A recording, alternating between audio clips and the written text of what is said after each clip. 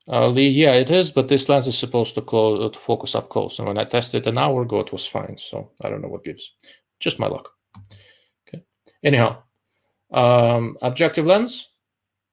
The light starts focusing on. It goes through the prism. This is the same type of a roof prism that you see in roof prism binoculars. Okay. So it bounces around a couple of times. You see it bounces here, here. There is a roof surface there. Image gets inverted. Focal point is here. This is where the reticle is, and the tritium lamp that illuminates it, and all that sort of stuff. And then it starts diverging again and goes to the eyepiece. Eyepiece picks it up, and that's your human eye. It looks complicated, but in principle, not so much. The big advantage of this thing is basically this. I'm going to show you a diagram of a conventional rifle scope. It's a diagram of a hand-sold rifle scope that I lifted off of their manual. Okay, let's see if I can zoom in a little bit and show you how much of the conventional rifle scope erector system, how much space it takes. Okay, there we go. So on the bottom is basically the conventional rifle scope. What is inside the blue box is the erector optical system. And all this space, all of this effectively, for practical purposes, is condensed into this one prism assembly. Right? You get a huge advantage in packaging.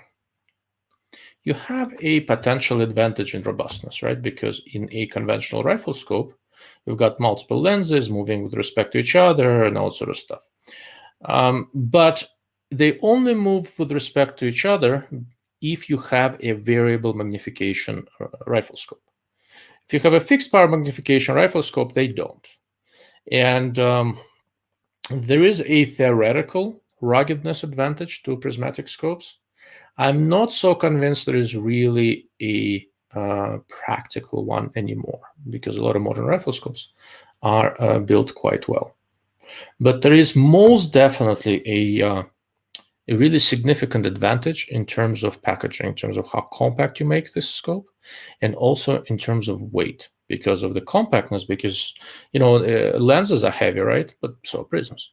Every lens has a mount. The mount has to be held by something, etc., etc., etc. Everything takes space and everything weighs something. In principle, prismatic scopes do offer a little bit of a weight advantage, but the biggest advantage is that they are comparatively compact and take comparatively little space. Okay. Questions on this before I move on and start talking about specific scopes a little bit and some other advantages and disadvantages? Okay, moving on.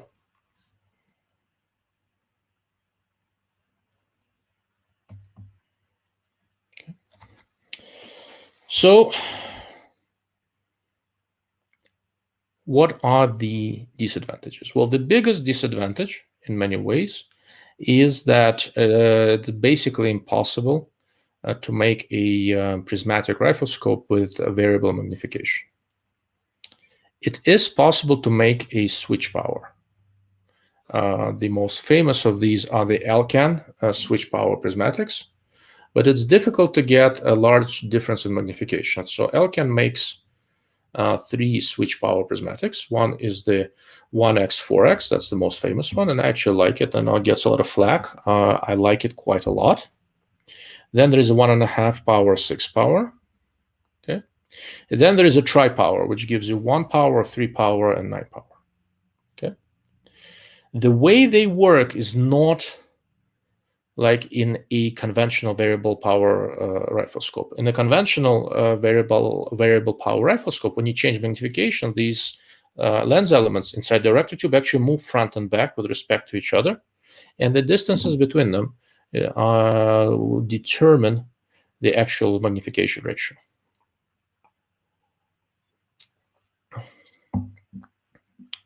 In a I lost my train of thought for a moment. Right? Anyhow, in a prismatic scope, you don't have all those disparate, separate elements, right? And they can't easily move.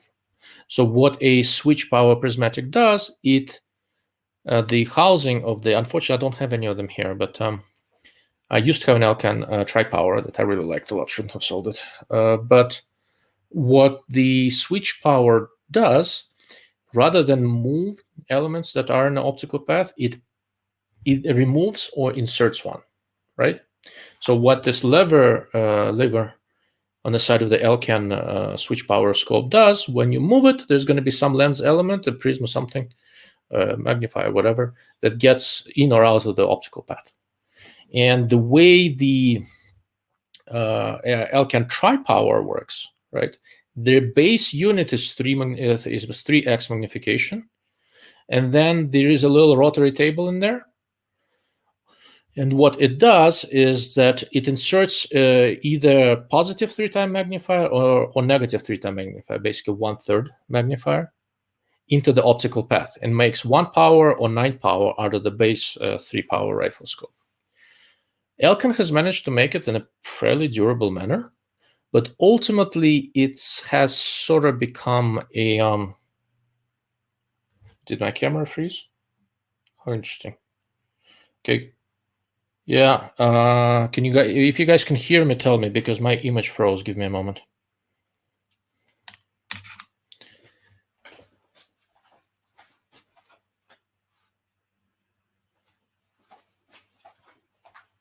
That's interesting.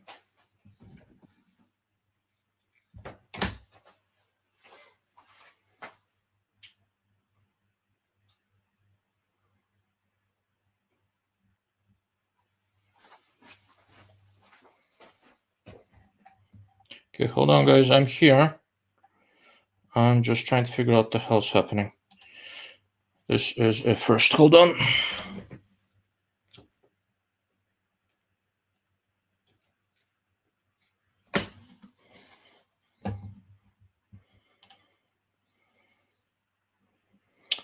Okay, this is the webcam. And where is my camera? There we go. Okay, you guys can see me now? Excellent. No worries. I can talk for a long time. You can interrupt me. I'll still come back and bullshit for hours as if nothing happened. All right. Sorry, guys. I'm trying a different way to get video into my computer, which looks to be, in terms of sharpness, I think it's a better image quality than what I had, but maybe not quite as reliable. We'll see. We'll see if it keeps happening. But anyhow, so I was talking about the Elcan switch power. And ultimately, it is a good solution because you get 2 different magnifications in a fairly compact package, at least in the case of 1x 4x and 1.5x 6x. They are a little bit heavy, but honestly, they're not really heavier than a good low power variable scope with the mount. But in the case of an Elcan tri-power, the one that had 1 power, 1x, 3x, and 9x, it was quite heavy, and it wasn't that compact. It's still fairly compact, but it wasn't that compact. But I'm not convinced it was, for example, it wasn't really any more compact than the March 1 to 10, for example, right? And not any lighter, frankly. So the only real advantage it had was that you could switch magnifications very, very quickly, ultimately quicker than with a conventional. So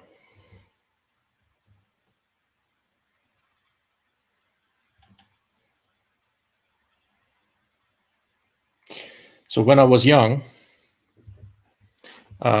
some girl was flirting with me and told me I looked like Stallone. So I got very insulted and walked away.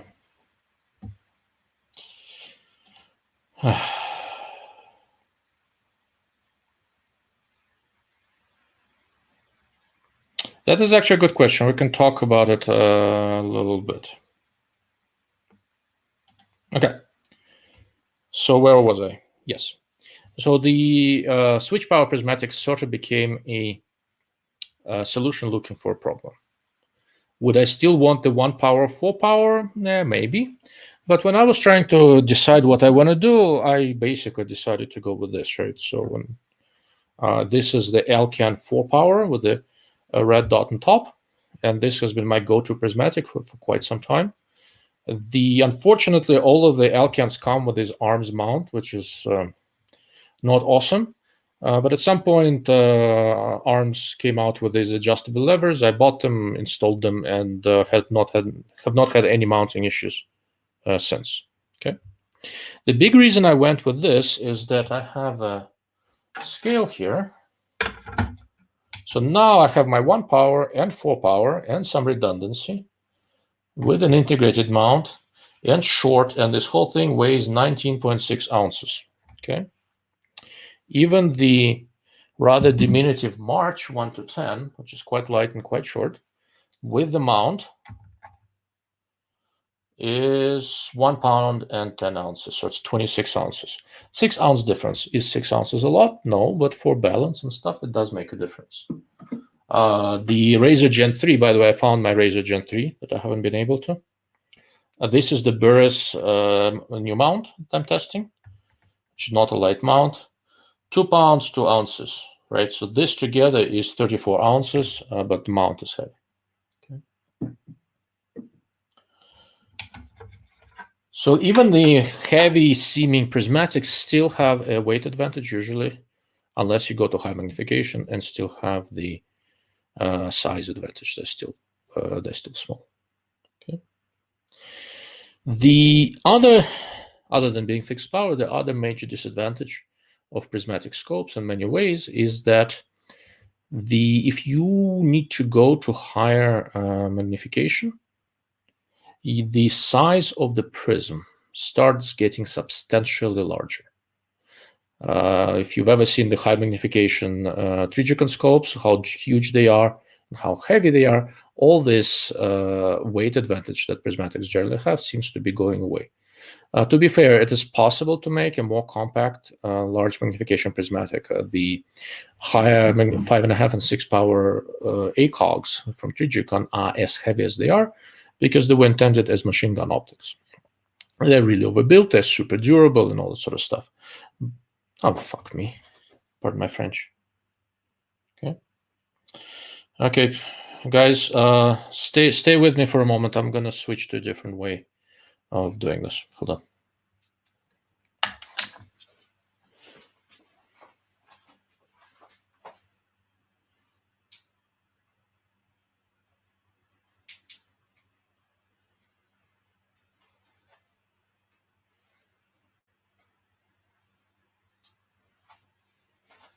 Oh, for the love of God. Why is this driving me nuts?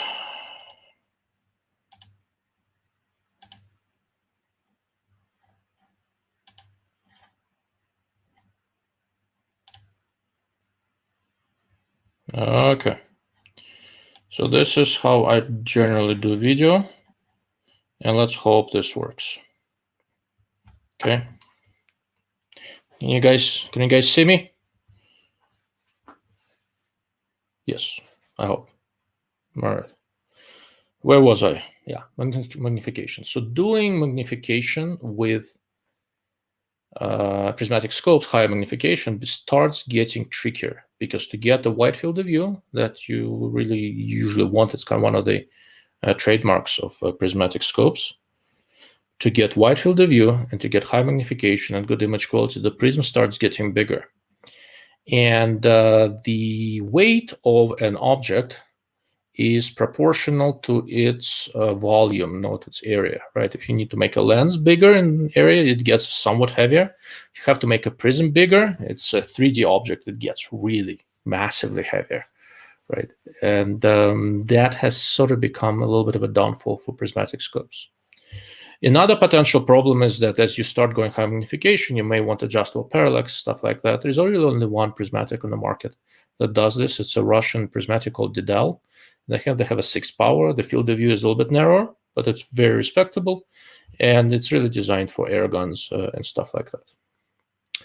The final, fairly significant, if you're getting up there in the years as I am, fairly significant disadvantage of prismatic scopes has nothing to do with their core qualities, but it's more of what kind of a product they were.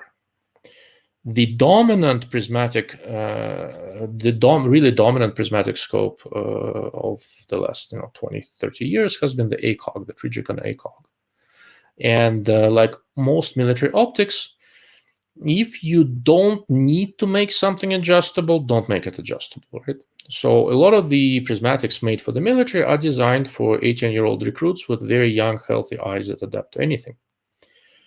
So the ACOGs, the Elcans, this Meprolight that I have, I think it's not discontinued, which is kind of a copy of a 4x32 ACOG.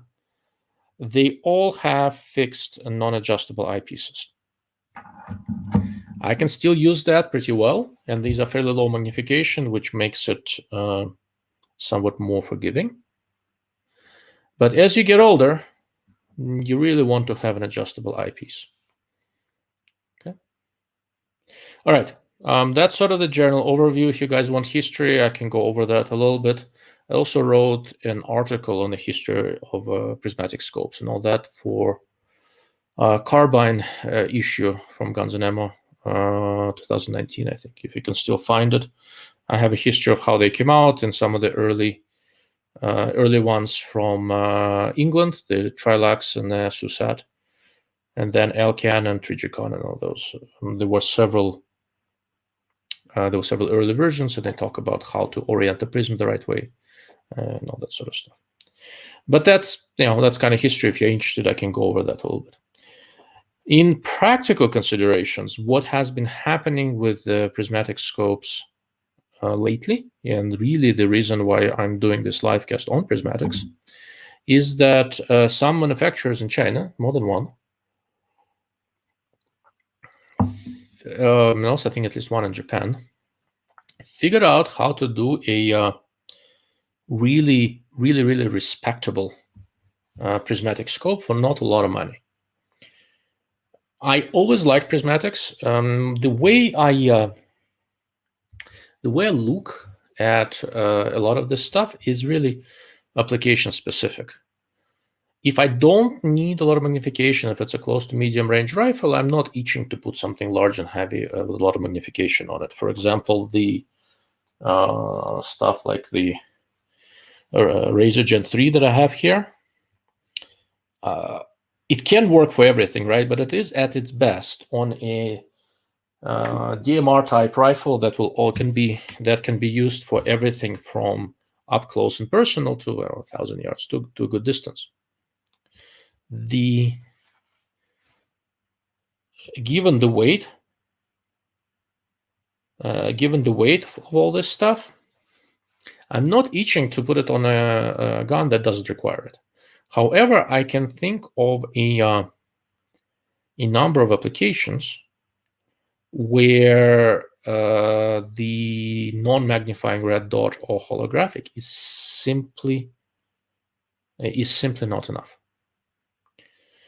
And it's not, I may have touched on this in the past, it's not that it's not enough for shooting. It is, right? So if you have adequately decent vision, even without magnification, with a good quality red dot or holographic, you can hit the man-sized shape fairly far out. The basic problem that you start having is not with shooting, but with target identification. And that's one of the big differences between competitive shooting and real world, right? At across the room distances inside your house, you can kind of, if there is enough light or you have night vision, you can kind of figure out what's happening. But for a variety of other scenarios, you really need to identify what it is you are looking at, what it is you're aiming at, if it really needs to be shot. If you're looking at a person 100 yards from you in light that's decent but not awesome, can you easily make a friend or foe identification? Yeah, if you have really sharp eyes, maybe. I would be hard pressed, right? I mean, I can probably tell if the guy out there is 300 pounds or 150 pounds, but beyond that, it's kind of rough to figure out what's what. Even a little bit of magnification really helps with that. And that is exactly what this latest batch of, compared to an expensive under $400 Chinese prismatic scope designs are really helping me out with. Before I go off and talk about the specific designs I have here, the one non-Chinese good quality prismatic I've looked at in the last couple of years was a 3.5x battle sight from Crimson Trace. To the best of my knowledge, I think they're still making it, but I'm not 100% sure. I'll talk to them and I'll find out. Crimson Trace is revamping their product line, and I really liked that design. It was a little bit more expensive than Chinese scope. I think it was in the $500 to $550 range, but it was really robust. It has an adjustable eyepiece. It was quite light. It really worked well for me. I went and took a carbon class with it. The reticle was well worked out. I was really impressed with that scope. So if you are, like a good number of people, staying away from Chinese products like the plague, but you do not want to pay $1,200 for an Trijicon ACOG or for an Elcan, and honestly, in the modern market, you probably shouldn't, then Crimson Trace is something you should be looking at. Okay. Outside of that, there is this recent batch of Chinese prismatic scopes. I have a few here, and we could talk about them momentarily. Okay, so Lee just looked at it and says that the Crimson Trace 3.5 listed as discontinued. I'm pretty certain they're going to bring something back. I don't know if it's going to be the same thing. If you see it somewhere on sale because it's discontinued, whatever else, I really liked it. I don't have one here. I sent it to my cousin to play with, but I didn't. It has push button on the side to control illumination. I'm not big on push buttons, but they worked all right. But outside of that, I really don't have anything to complain about. It was trim, slim, fairly light, and it worked well. So if you're looking for prismatic and there are some really good deals on closeout Crimson Traces, if I were you, I'd consider it. Okay. All right. Moving on. So starting with high magnification, I'll just go through the prismatic scopes I have here, and now we're kind of getting to the Q&A part. So please stop me, ask a question at any point, and we'll go along. You know what? Before I do that, I'm going to glance through. There was a question there that I thought needed to be addressed. Okay. So most prismatic scopes don't have mil or MOA type reticles. They usually have some sort of BDC reticles. I'm not aware offhand of any prismatic that has a mil reticle, but the Swamp Fox Tryhawk that I have here has a straight MOA reticle. And that has, I don't know, it doesn't have 10 mils, I don't think. Maybe close. But basically, Swamp Fox Tryhawk is your best bet. Pull up the reticle diagram from their website. It's an MOA reticle, as I recall. I do not know, don't remember. I used to remember this stuff, but you know, I'm not getting any younger. And I do not remember if they have. I think they had an MOA reticle and they had a BDC reticle. Okay. Yeah, there's an MOA reticle and a BDC reticle. And everything is naturally out of stock, which is par for the course. And let me tell you how much holdover you have. Okay. So 4, 8, 12, 16, 20, 24, 28, 32, 36, 14. So yeah, you actually have 10 mils. So it is, I'm gonna blast it on the screen so you guys can see. The Swamp Fox Tryhawk 3X with MOA reticle. It's not a mil scale, it's a MOA scale. But it does indeed cover. There we go. You guys can see it, I hope. Yeah. So the reticle covers a drop of approximately 40 minutes of angle. Okay. Yeah, that should be a little bit bigger. Right from the set, this is what the reticle looks like. It's a nice aiming trident. And then there are 10 hash marks. Each one is 4 minutes of angle, right? 1 milliradian is 3.437, 439, something like that, MOA. So it is roughly, it's roughly equivalent to a little bit over 10 milliradian.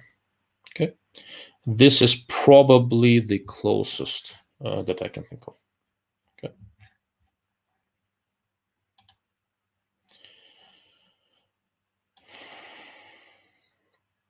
Okay. And Lee has, wait on new Vortex 5X to see how it stacks up. I'm actually supposed to get one here. They are always back ordered, but I'm on the list. So as soon as it gets here, I'll be very curious. It's a pretty compact 5X, and I suspect it's going to be pretty good. The 3X is likely, I don't know for sure, the same basic design as I'm going to show you something else. So this right here is a Burris 3-power prismatic, and the Vortex 3X is likely the same thing. This thing is tiny. This here is a previously released Vortex Micro 3X magnifier, okay, which is the same thing as the ADM magnifier and a bunch of others. Anybody thinks that they may be something related in the design? Anyone? What do you guys think? You think there may be something to it? Yeah, just wild as guess, right? That magnifier is excellent, and this little 3X prismatic is also quite decent. Now, the field of view is not as humongous as in larger prismatics with larger prisms, but it's not bad. And the 5X prismatic that Vortex is coming out with is only marginally, is a little bit bigger, but it's still pretty small. So I wasn't terribly interested in the 3-power, but I asked them to send me the 5-power so that I can take a look. Okay. Since I started talking about this Burris 3-power, I haven't spent enough time with it. I'm really liking this thing. And because of how compact it is and how light it is, I mean, it's pair it with an offset small red dot, you have very, very light, nice setup. And I practice, for the offset red dot a fair bit. I think it's very promising. I need to spend more time with it. If you want the large, huge side picture and wider field of view and all that, I'll just give you an example. Okay, this is the Swamp Fox 3-power that just showed you the Tryhawk, right? And this right here is the Burris 3-power that have exactly the same magnification. Okay, which one do you think has the larger eye box and larger side picture? Anyone? Any takers? No? No one? This one. But this is not bad, not bad at all. Given how small it is, it's freaking awesome. And both of these can coexist just fine. I haven't weighed them. I've been working and looking and shooting with them. I haven't weighed them. So let's weigh them and see. The tiny Burris prismatic is, with the mount and everything, is 7.8 ounces. And the Swamp Fox Tryhawk is 17.5 ounces, right? So about 10-ounce difference. Still, this is in a pound and 1 ounce. It sounds like a lot, but because it's concentrated in a small package, it's not that much, and it's still smaller than just about any decent low power variable with a mount. Okay, may sound like a lot, it ain't that much. Okay, a more traditional prismatic like the Elcan with an offset red dot is 1 pound 2 ounces. It's about 18 ounces. 18 ounces for this type of image quality is really good. Okay. All right, I'm gonna zero it. There we go. Swamp Fox, yes. Where was I? Yeah. So let's look at the different prismatics that I have, starting with the Elcan. It's the largest, the highest magnification here, sort of, and the one I have the most mileage with. At some point in the not too distant or somewhat distant, depending on how you look at it, future, I wanted to look at all of the decent 4-power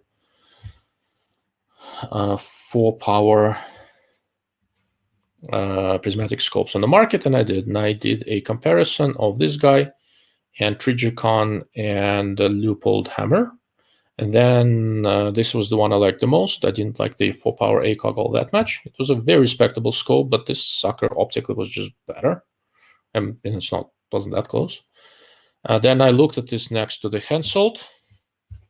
And Hensoldt was very, very good. But on balance, this was still better, largely because of how clever the reticle elimination is. It's 2 elimination modes, either bright center dot or lower light type elimination of the whole BDC reticle. With the bright center dot, I can actually use this bin the naming concept, right?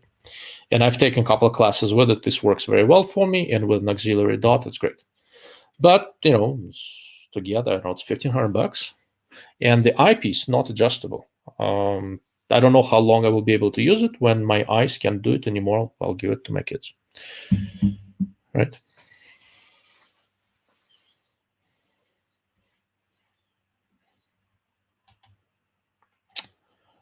So before you, I'm not gonna go into my whole history with IOR, but I stopped looking at them a little while back. A lot of that has to do with the importer, though, more so than with the brand. IOR is capable of making nice stuff, but there has to be a better importer for me to look at them again. The IOR does have those small LPVOs, and they're more like switch power, right? So they're called the Pitbull. Before you walk down that path, take a look at how much those bloody things weigh, and you'll just get an LPVO with a mount, and it's going to be lighter. So I probably wouldn't go that route. The IOR's approach has merit. I was hoping some other companies would try it. It was basically a switch power thing. But the execution is not awesome. And I have some issues. Like I said, I have some issues with the importer. Let me see if I can pull up. Exactly, because I looked at one quite a long time ago when it just came out, and then I weighed it. And I just want to see if they fixed the weight on the website, or if they're still lying. Okay, 1 power, 4 power, Pitbull. What are they putting up as the weight? They're saying that the weight is 23 ounces. That's without a mount. So with a mount, you're basically looking at a 2-pound setup. So would you take that, or Razer Gen 3 with a heavy-ass mount at the same rough weight, right? And with a light mount, it's going to be lighter. I'd go with that route, personally, but it's up to you. Okay. All right, where was I? Yeah. So I talked about Elcan. In terms of optical performance with prismatic scopes, overall, Elcan is still the best I've seen. Hensoldt had slightly wider field of view. It was also excellent. The reticle wasn't quite there. And ultimately, the color on the Elcan was a little better. Of the high-end prismatics, I think the only one I have not looked at was the Collis. They didn't really import it into the US, and by the time I started being interested in this, I think Collis guys already hated my ass at that point, so there wasn't, and I didn't pursue it very hard. Okay. Another 4-power scope I have here is the Israeli Maprelite X4. I think it's discontinued. It is effectively a copy of the Trijicon 4x32, but with a couple of Israeli improvements. The image quality is actually quite good. I think it's a little bit better than Trijicon. I could be wrong. This design has very short eyepiece. So Israelis who don't seem to like getting hit in the face with the eyepiece put this nice soft rubber guard on the eyepiece, which is one of the reasons I'm keeping the scope. Field of view is very wide, but my basic problem with this sucker, look at the eye relief, right? So let me line it up in front of my eye where I see the entire field of view. There we go. Okay, not very long. For comparison, with the Elcan, this is the entire field of view. May not seem like a big difference, but it is when you're shooting out of an uncomfortable position and you're about to get thumped in the face, right? Aside from that, the Meprolight is a very, very nice design. I enjoy it quite a bit, but do keep in mind that the illumination here is not day bright. It's fairly dim illumination. It is decidedly a DMR type application. So I have it on a, this thing is not very heavy.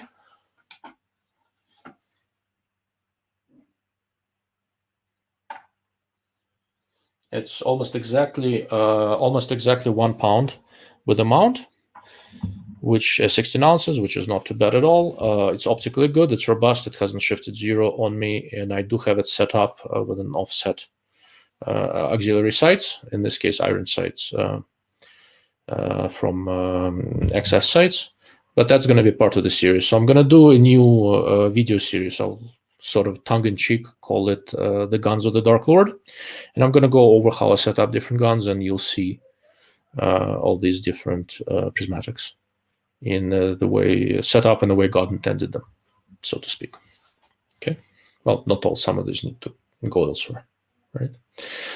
So 4 power is as high as I typically go with prismatic scopes. As you go to high magnifications, generally, I think the trade-offs are not really worth it. Okay. Anyhow, for those of you who are late, I would like to remind you, whoever manages to successfully guess what kind of liquid I poured from here to here and enjoying, can send me a email at this email address with your size and address. And if you're anywhere within contiguous United States, I'm going to send you one of these t-shirts. If you are in some godforsaken part of the world that's not the contiguous United States, you may have to pay some for shipping. Okay. Moving right along, going down magnification. So there are these two 3-power scopes that I just showed you, the Swamp Fox and the Burris, and they both they both have a reason, and a very different reason. This thing is robust with a huge, huge side picture. It's really easy to get behind. The reticle is huge, bold, and visible. It's reasonably well illuminated, and it's built like a freaking tank. I don't generally abuse stuff, but I've been unkind to it, and it basically ignored me.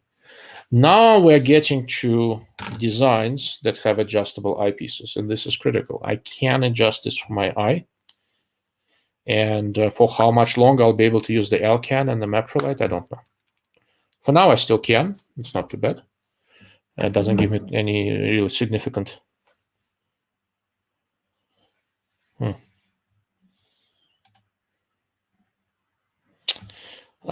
So are you trying to guess my age, or the scope's age, or the drink's age? If it is the drink's age, no. You just have to guess what it is, and if it's something that comes from different parts, at least get an idea where it's from. Okay.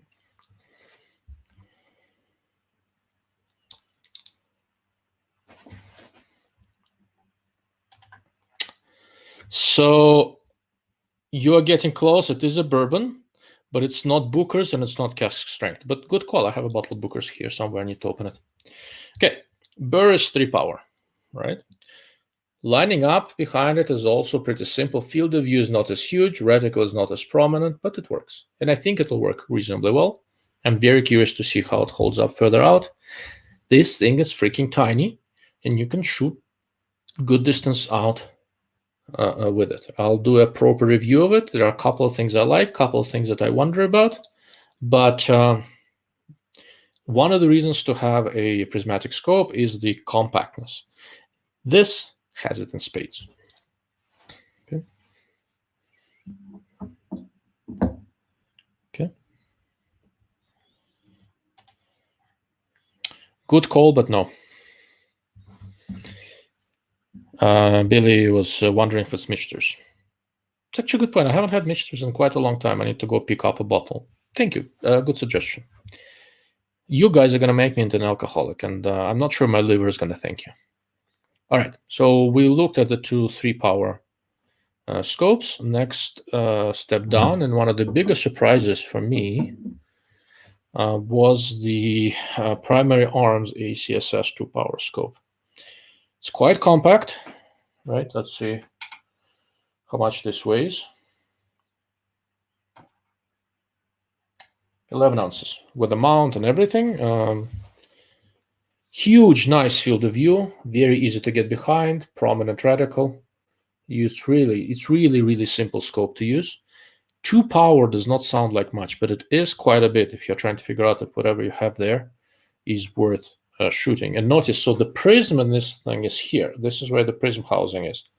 It is a fairly beefy prism. They did a good job of setting up a pretty good size prism in a very nice compact package. It's a well-engineered design. The ACSS reticle works quite nicely, and originally I got this to do this sort of an experiment, if you wish. This is also from Primary Arms, a 1.5 to 16 compact ACOG, and I like this thing. It has tritium and fiber elimination, and it's tiny, right? So this guy with the Bobro QD mount is 8 ounces, okay? This has the ACSS reticle as well, but it is very nicely visible and tiny, all the sort of stuff, always on, no need to worry about batteries. The field of view on this 1.5-power prismatic is narrower than on this 2-power prismatic. And if I'm going to turn them around so you can see the eyepieces, let's see if I can line this up. Okay. All right. Much larger eyepiece, much larger prism.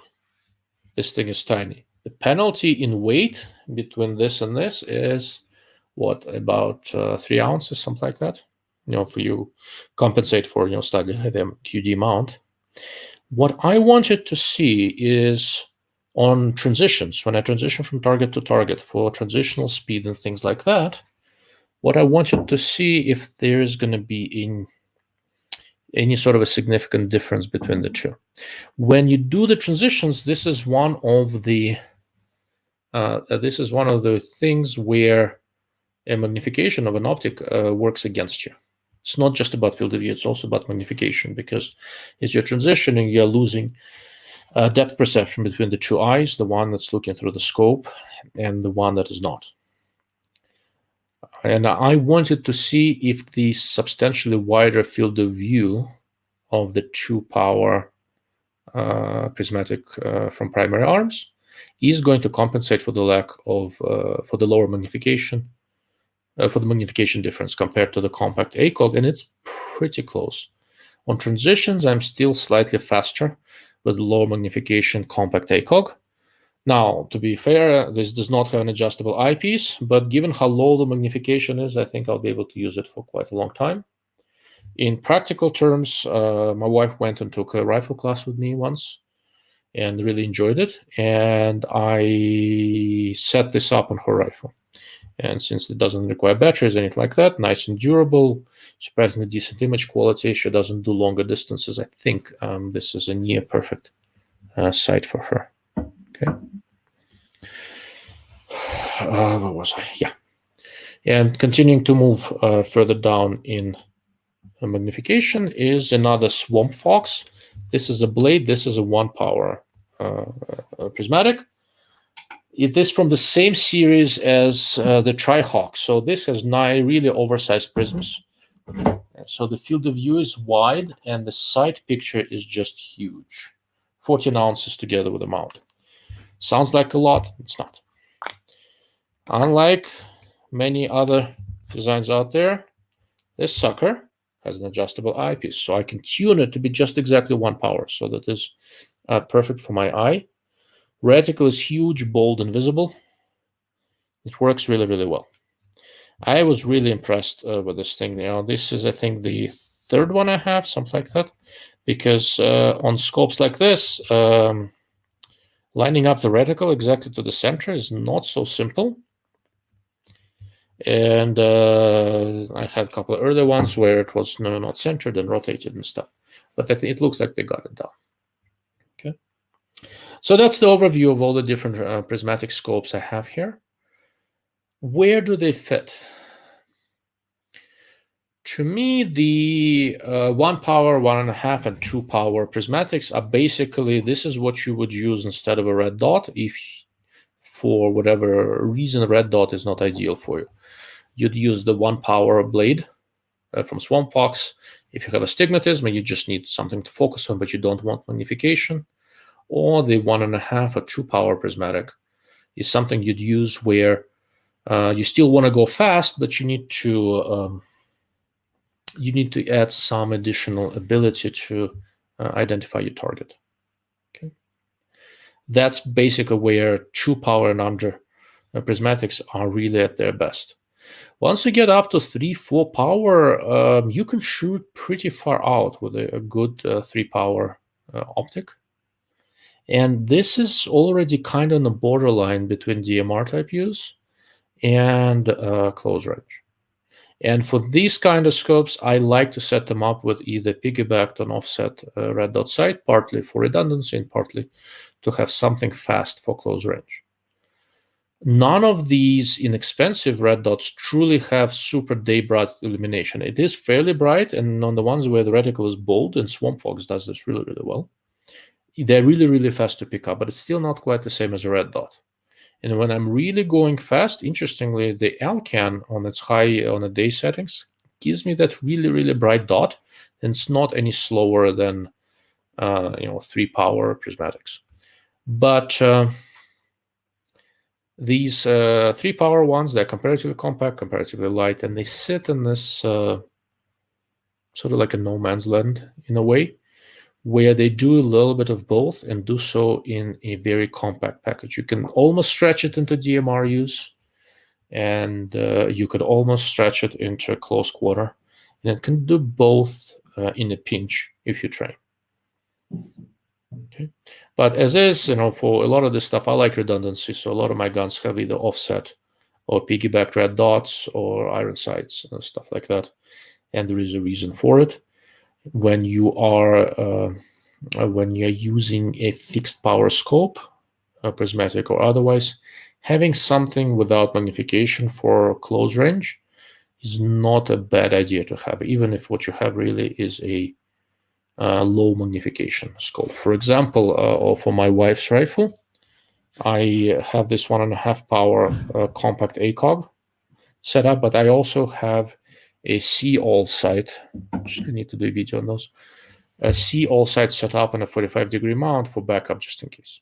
Right? Why? Yeah, because I'm paranoid, and that's just what I am. Okay. All right.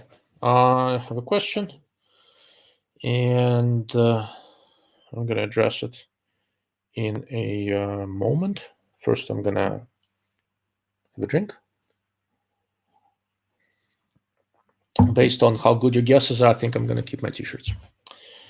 All right. I have a question from Bill Crane.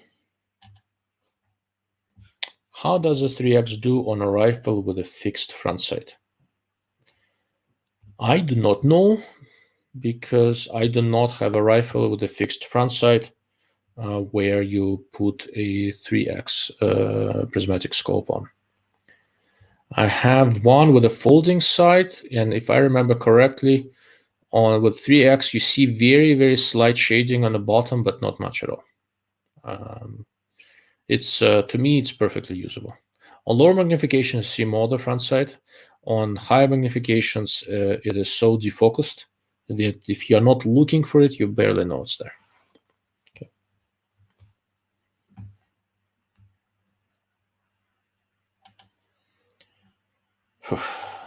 All right.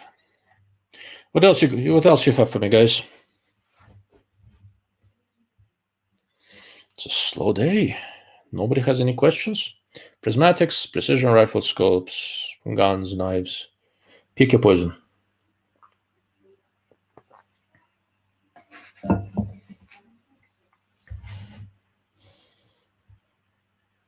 Okay, let me see. There was something. There was another.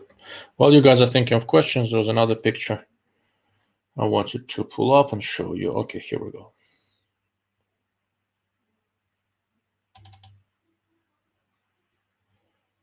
Okay, so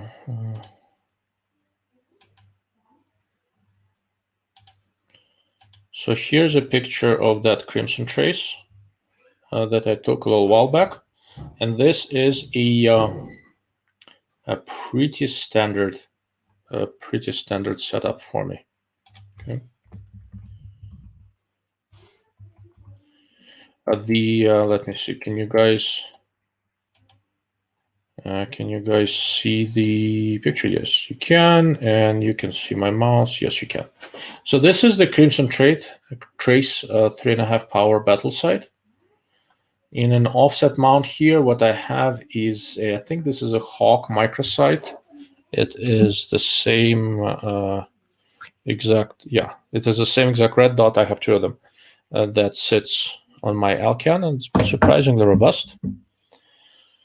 This particular rifle is a fold AR, so the lever, you see it folds. The whole thing fits in a very nice small case. I've got a nice compensator on it. It's not too loud, keeps the muzzle down, and a Streamlight flashlight. And the whole package turned out to be very nice, but then I sent the Crimson Trace to my cousin, and the scope that's currently on that exact gun is this Maprelite X4. Okay. I still have the gun and actually like it quite a bit. Okay.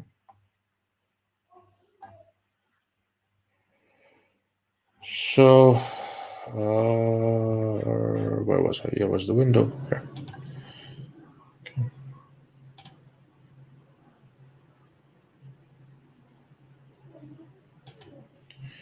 Acufire. So Acufire is a company. I think they are actually in Dallas, like 2 miles from my office there. My day job is in Dallas. I live in Albuquerque. I go to office occasionally. And oh, there we go. I was talking to them about a review optic I wanted them to send out. Was supposed to have 36 plus mils of elevation.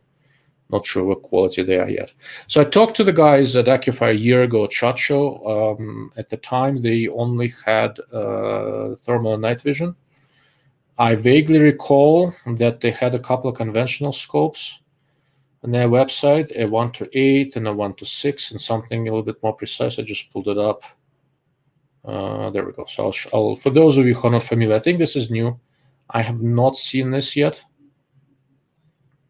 And I'll just pull it up so that you guys can see what we are talking about.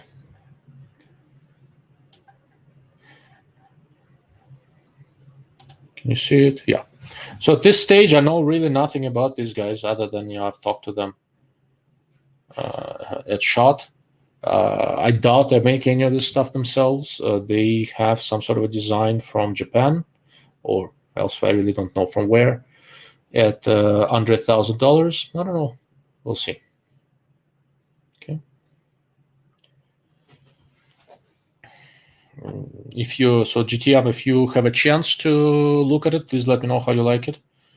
Next time I'm in Dallas, I might ping these guys, stop by, and see if they're open to chatting.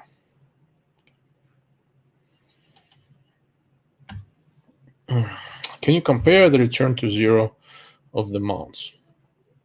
Yeah. So most of the built-in mounts that I see on Prismatic Scopes seem to return to zero adequately well, at least well enough to where, given the magnification of the prismatic, I don't have to worry about it. My general guidelines on mounts, I did a video on mounts a little while back, are fairly simple. If you don't need QD, don't do QD. Generally, mounts of this type with just half-inch nuts, something like that, torqued down with a torque wrench, if they're reasonably well made, generally these will return to zero better than most levers. With the Elcan, I had a problem with return to zero until I got adjustable levers and got them adjusted. Now it's returns to zero quite well, to about half a Moa thereabouts. But virtually all QD mounts that have levers, the Maprelite has one as well. Virtually all QD mounts that have levers, the mount is going to be somewhat susceptible to impact from the side. In principle, if you do not need QD, don't do QD. Get a normal, conventional, good quality mount and use that. Now, this Burris AR signature mount that I've been messing with, that's on a Razor right now, they claim quarter-minute return. And it's up there. You know, I'm not a quarter-minute shooter, right? So I need to mess with it in a collimator. It is quite good, but this bloody thing is just heavy. It has really beefy leaf springs here, and this whole clamp arrangement is really robust. I'm not liking the weight, but aside from that, it's an interesting mount. I think I am going to transition it to a high magnification scope because given the weight, I think it's a better fit there. But for now, it's I'm testing the Razor on it. And it's going on and off the rifle all the time, and it is surprisingly nice. Okay. I hope that answered your question. If you're looking something specific, post it in a comment. Okay.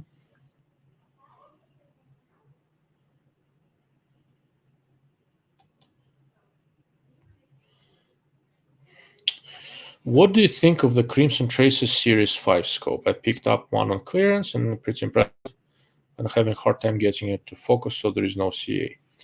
5 series are actually good scopes. I looked at one. I looked at the 3-18 by 50, and I liked it, and I've seen a few others, and they're generally good. Not all models are as good as others. 3-18 by 50 is a good design. Almost all scopes, until you go to the very high end, will have some amount of chromatic aberration. I don't know how much you're seeing, so I can't tell you if it is excessive or not. But the scope is discontinued, so you can try to reach out to Crimson Trace and see if they can make suggestions, swap it out for you. But I wouldn't. Don't want to get your hopes up too much, right? So it's hard. It's hard for me to say for sure. I think they threw all of the 5 series. Yeah, I think all of the 5 series have been discontinued. Okay. And I don't know. So I like the scope overall, but my basic problem with it, I was looking at the two 3-18 by 50 scopes at the same time. And one was a Crimson Trace 5 series, and another one was a Brownell's MPO 3-18 by 50, and they are very, very closely related designs from the same OEM. And it was before CT 5 series was discontinued, and Brownell's was basically the same thing, slightly better with a better reticle for $500 less. So it was sort of an easy choice. At current discontinued prices, the 5 series scopes I think are a very good deal if you're comfortable with the reticles they have. Okay. All right. Nobody wants to guess t-shirts. Guess whiskey to get a t-shirt. It's stronger than I thought. Okay. Knives. All right. Cold Steel Knives was bought by GSM, I believe. Any thoughts about what that will do to quality or designs? I believe they're going to be American made now. Honestly, I didn't know about that. I would need to take a look. GSM, you're talking about GSM Outdoors? I have no idea. I have no idea what it will do to Cold Steel. I have a ton of respect for Lynn Thompson, the founder of Cold Steel, interesting guy. But I was never a big fan of Cold Steel designs or very over-the-top marketing. I've had a few fixed plate Cold Steel knives, the simpler ones, and they held up just fine and they were quite respectable. But like I said, I have not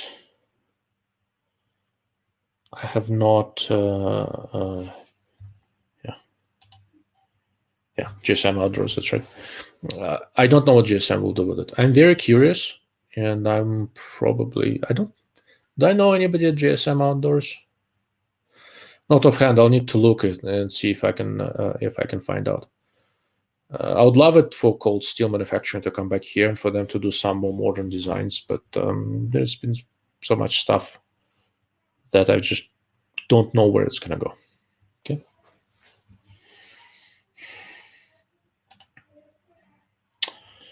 Thoughts on Leupold Mark V versus Night Force Attacker or whatever for 338 Lapua? Thanks.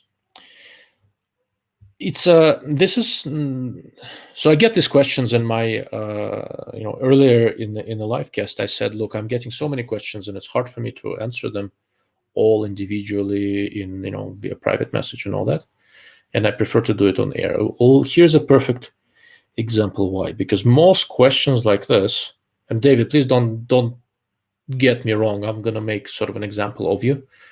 It's just that this is how people ask questions, and I can't answer this question as it is, right? I have to ask you a bunch of questions to get some specificity, and it ends up being this drawn out process that takes time.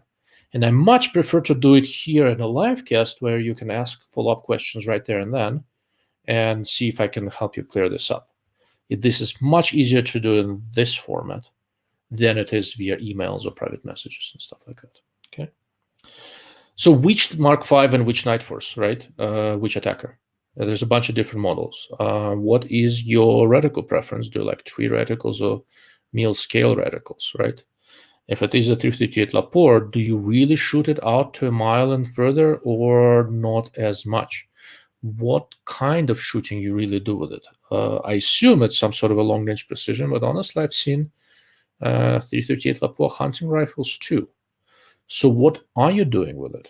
And what kind of reticles you like? Both Mark V and Attacker are very nice scopes, right? And in that general range, for example, there we go. A nice follow-up. So, okay, so you like Horus reticles. Well, okay, I don't. So we are on disagreement there. And you're looking at 5 to 25s. So if you like a Horus reticle and you like a 5 to 25, between the Attacker and the Mark V. So optically, I think Attacker is a little bit better, but both are very, very respectable. Mark V is lighter, and I really like the turret configuration of Mark V with the zero lock and all that sort of stuff. Both are very respectable designs. Hold on, I have a scope here that competes against them. Hold on a second.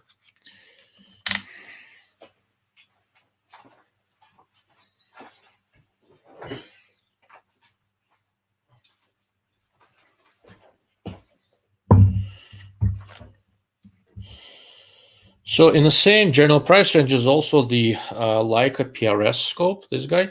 This particular one has the L ballistic reticle, but I looked at the reticle called PRB, and I sort of hated that reticle, just like I hate Horus reticles.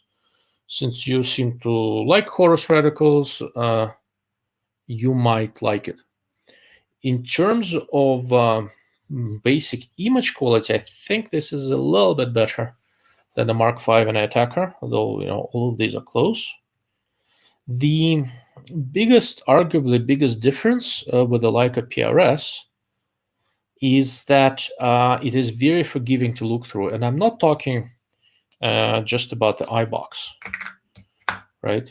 I'm talking about the ease on your eye of prolonged observation. We all spend a lot of time, especially for precision shooting, quite a long time staring through the scope, reading the conditions, getting the wind right.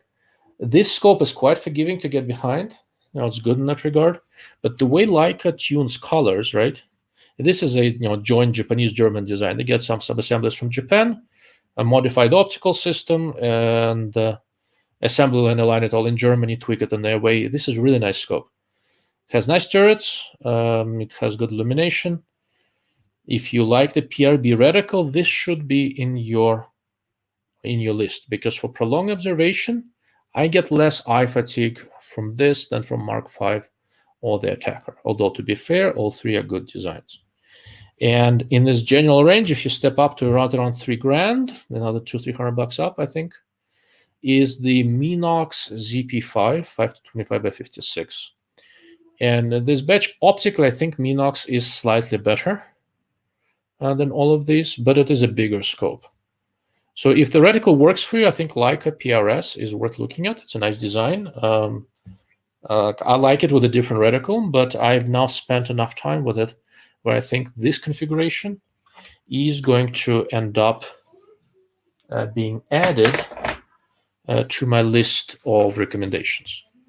And yeah, this is not something I do particularly easily, but I like this design. It's when I first looked at it, it looked worked out, and nicely worked out, and all that, and didn't do anything hugely exceptional. Like optics, all this stuff, nice color, nice contrast, which I like. It agrees with my eyes.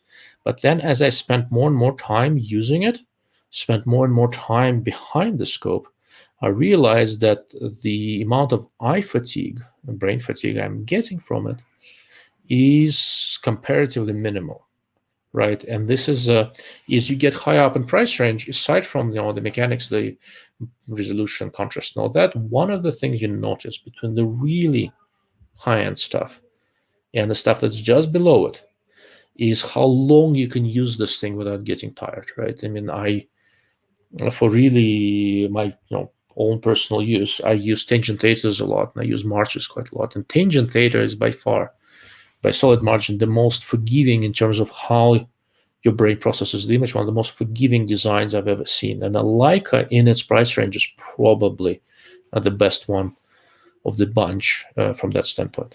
Okay, but this is just an example, right? The original question is this, and it seems like an innocuous question, right? And what everybody does, all the different reviewers, influencers, whatever it is, just pick the Mark V, or just pick the Attacker, whatever their choice is, right? And I don't want to devolve to that. If I'm making a recommendation, I want it to be specific, and I want it to be applicable, and I want you to understand why I am making the choice that I'm making, so that you can apply the same basic analysis and make a choice that's best for you. Because the choice that's best for me may not necessarily be the best for you. I'm sorry I'm beating this drum all the time, but I hope it makes sense. But that's why it's become harder for me to answer all of these emailed and private message questions as well as I want to answer them, right?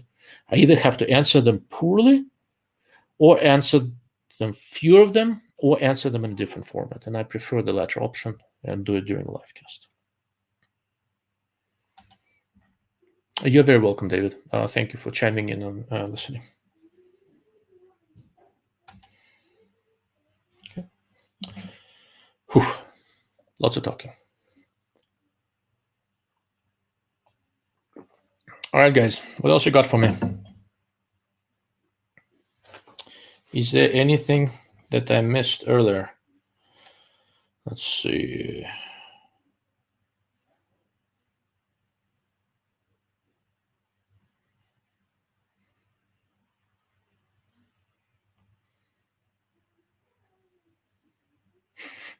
Okay, that's funny.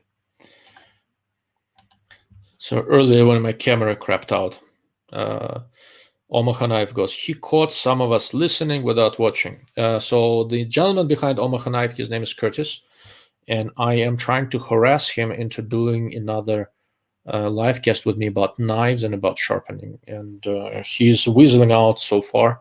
If you guys ask him nicely, I'm sure we can convince him.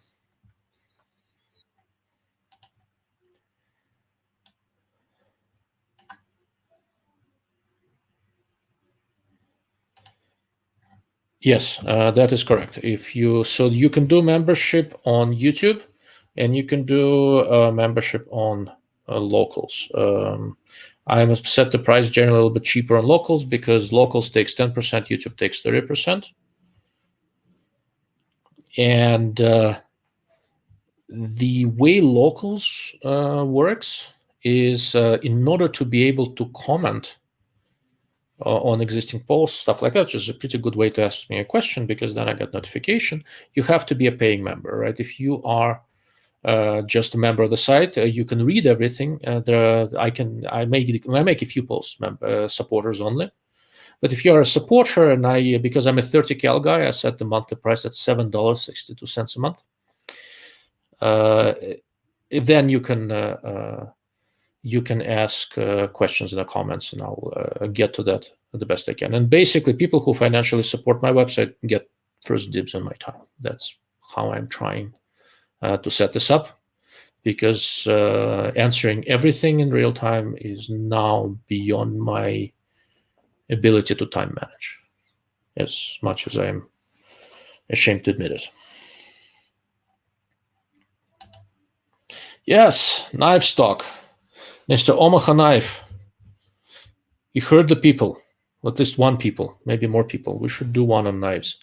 Not just knives, right? So I released a video a couple of days ago on budget knives, $50 and less, that I think are reasonable within my set of expectations. Those are not the knives I carry on a regular basis, right? For example, I have this paramilitary tool that I got from Omaha Knife, and what they did is that not only did they have a pretty decent deal, can't complain, but they sharpened it a little bit beyond the factory edge. For the love of all that's holy, I'm not easily intimidated, but that knife was scary sharp, just scary sharp, which is why I want him to come online and talk about mid to higher grade knives, the type of stuff that a lot of us would probably carry. And also I want him to talk about sharpening. If you get a nice knife, you need to know how to sharpen it. And there are some ultra fancy systems out there. I think what he uses is really expensive. But I just want some general considerations. How do you get a nice knife with a nice blade steel? And how do you maintain it and keep it sharp? So I have a great face for writing, not so much for video. Yeah, it's okay. You can do an overhead thing. We'll just see your hands. I don't need your face. I need your brain. Don't extract it from your head. I need the, you know what I mean. Okay. Jared is here. Awesome. Anyhow, before I wrap up this, Curtis, you're officially on the hook. We're doing a knife stock. Just tell me when you're available.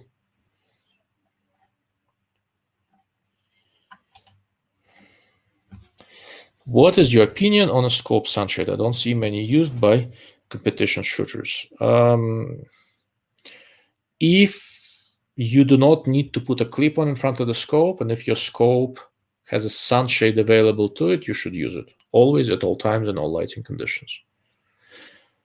Unless you need a clip-on or something on the front of the scope, there is no good reason to not use a sunshade. It will never make the image quality of your rifle scope worse, and most of the time, it will make it better. It will help you control stray light. Worst case, it will make no difference. Outside of worst case, it will make the image quality better. Okay, so if you have a sunshade and there is space for it, use it.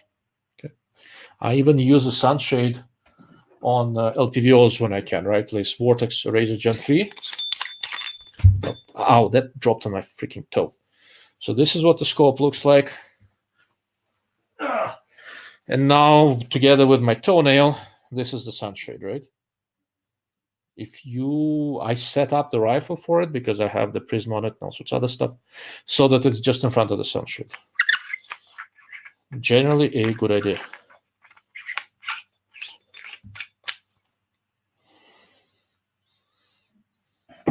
Okay. Richard. Hello, New Mexico neighbor. I just picked up a Bergara HMA Pro 6.5 Creedmoor with 24-inch barrel. Looking to purchase a scope. From 700 to 8,000. Yeah, 700 to 8,000 is a nice range. Okay. Okay, it was a bad text. Pick up a scope from 700 to 1,000 for it with a Christmas tree reticle. What do you recommend? So, okay, so I think Richard is driving or something and voice dictating. And the mature technology of Google, Apple, whatever phone he's using, is not doing a great job figuring out what Richard is saying. So I have an accent. It makes sense that they can't transcribe what I'm saying. What's your excuse, Richard? Okay. So once again, good example. Good question, reasonable specificity, but more specificity is good. What kind of reticles you like and what magnification range are you looking for, right? If you don't need very high magnification for $1,000, your best bet is still Brownell's 3 to 18 by 50. I have yet to see something beat it in that magnification range for $1,000. Okay. If you want more magnification, and here I am a little bit biased, a scope I would steer you to, and I may or may not have it here. Hold on, guys.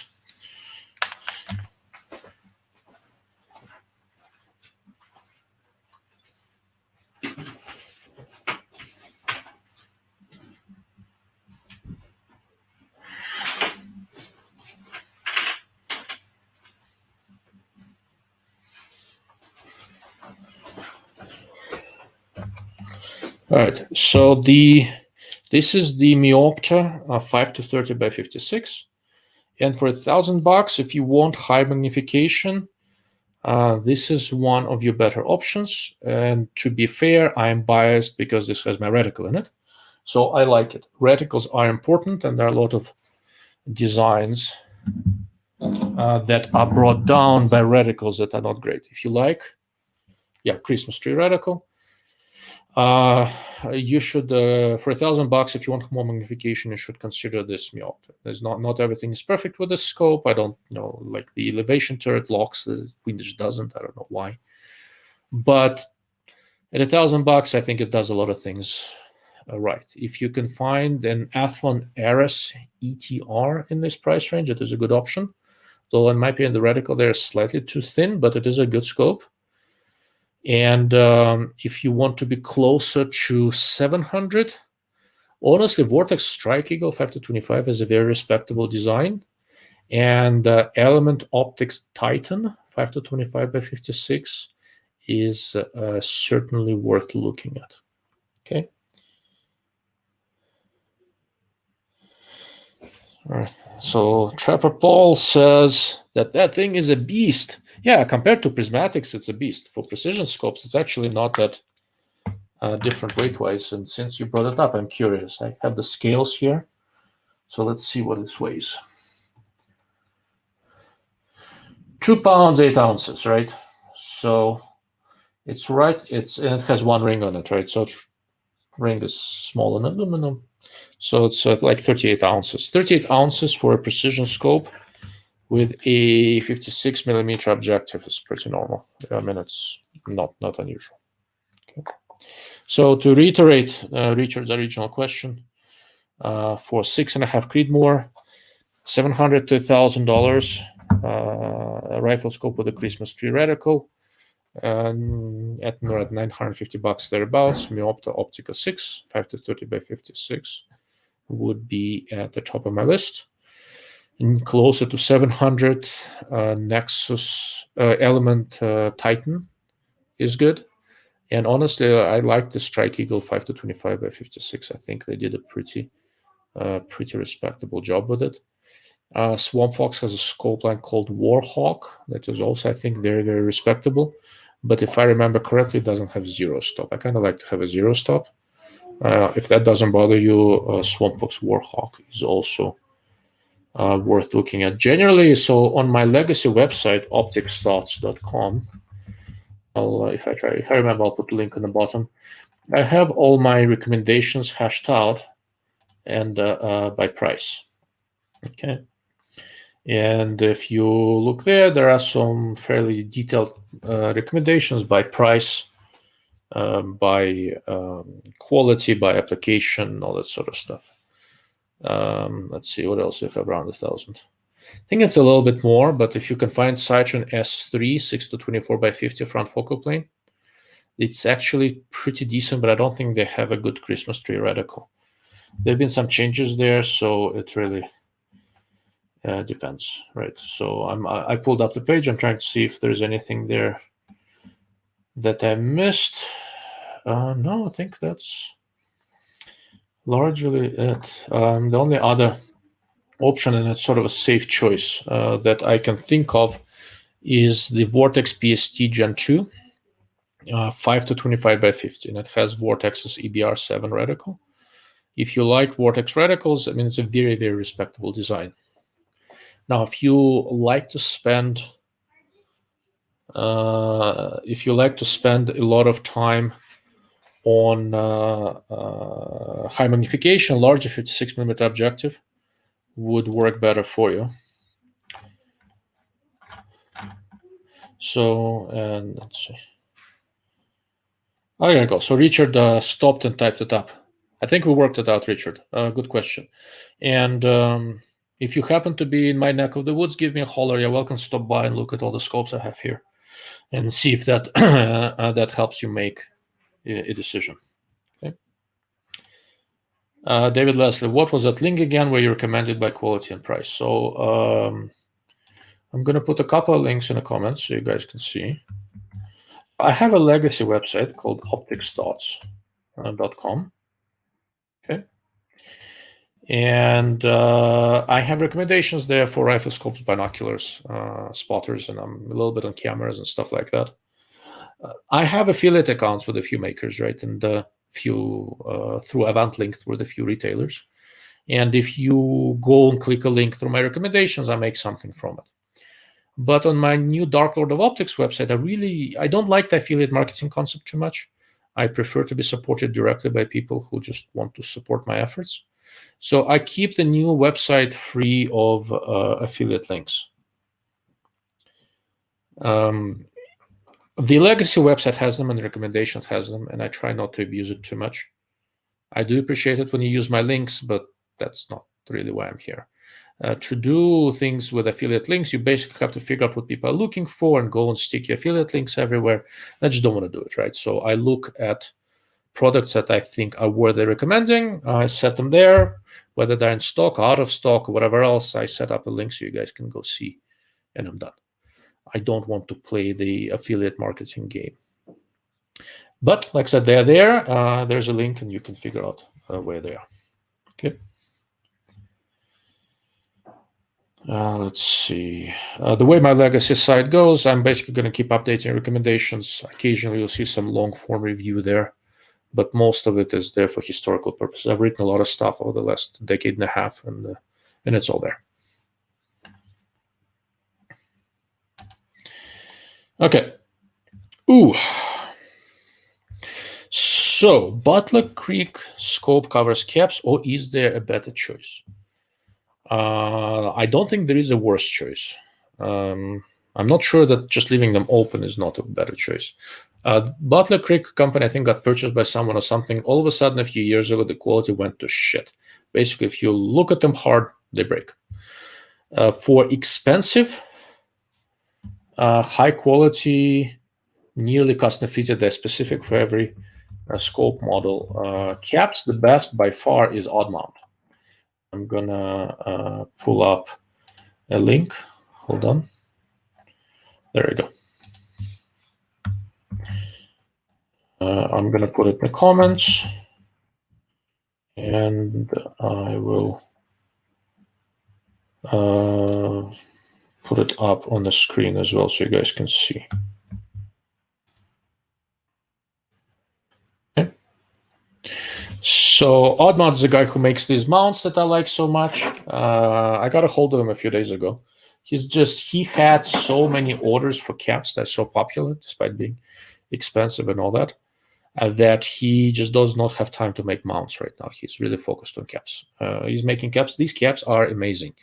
I have them on some of my precision rifles, and I can take the cap and lift by the cap the scope with the rifle hanging off of it, and the stupid thing doesn't break. They're stupid tough. They're really well fitted. And if he makes a cap for your scope and it's within your budget, there's nothing better. Quite literally nothing better. If you're looking for more of a, where is it? Yeah. If you're looking for a more of a moderately inexpensive, more generic scope cap, then your best. There are not that many good options. Vortex. I don't know if these Vortex branded scope caps, and I may have one here. Hold on, guys. Give me a sec.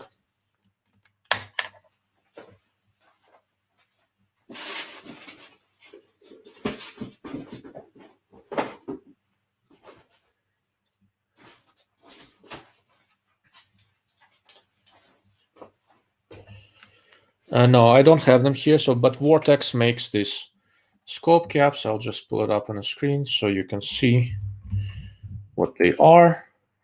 They are for cheap, for inexpensive. They're not that cheap, but for inexpensive scope caps, I think they're quite nice. I can't really. Accessories. Hold on. I'm on. Yeah. So let me share the screen with you.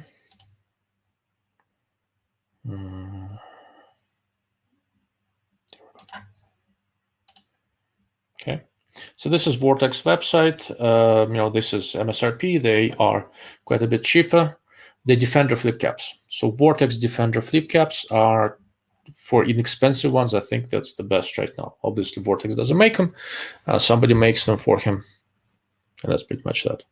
On the high end, I think Aadmount is the best, but these Tenebraex, whatever they're pronounced, like on this Reticle scope caps are quite nice, and they have some advantages. They're not just slip on; they need to be threaded in, adapters, yada yada yada. But they work, and they work quite nicely. I have a few of these on my Tangent Theta, on the Reticle, and some others, and I can't complain. Right. For toughness, I think nothing is better than the Aadmount caps, but you can get Tenebraex caps for more different scope types. And on a budget, I'd probably go with Vortex Defender. I think that is probably your best option. There's too much crap here.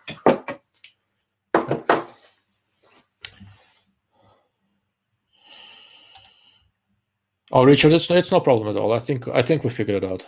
I don't have to take issue with spelling. Just ask me a good question. I like that.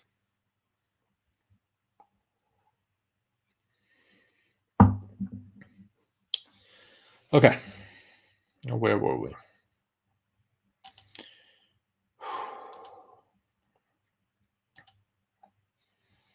Okay, once again, if you have decided to try to figure out what it is that I'm drinking and win a t-shirt, you need to send an email to swag@darklordofoptics.com. If you think you deserve a t-shirt, send me information, I'll send you one.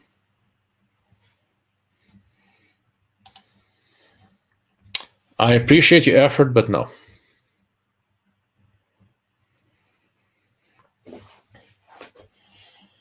Kind of on the right path, but no, it's a little different. Okay. All right. Where are we? Tough crowd today. Usually I get a lot more questions. Okay, maybe I can actually drink some water in the meantime.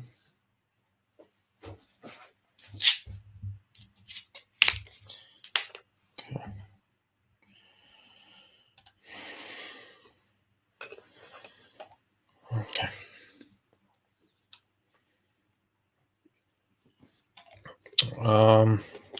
Question from Jared. For $1,000.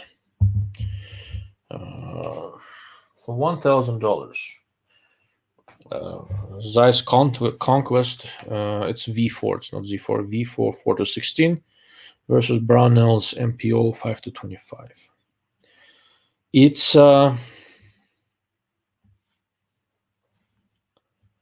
this is not a good question, Jared. Not a good question because these are not directly comparable scopes. The Zeiss V4 is basically a hunting scope. It's second focal plane.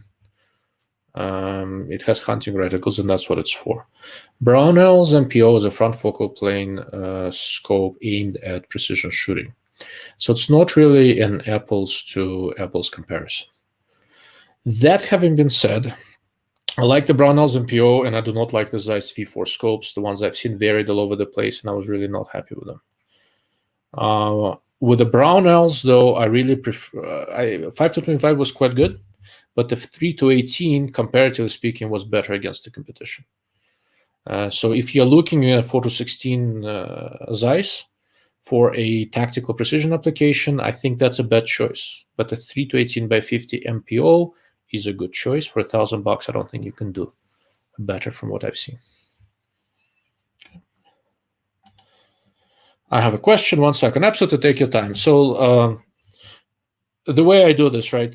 Questions, I'm going to stick around and bullshit for a while longer. In the beginning, when I had guests a little bit more, we had some live guests that went forever and a day. I don't want to do that. So if there are a lot of questions, I'm going to cap it at about 3 hours. We are at less than 2. So I'll be here for a little while. Okay.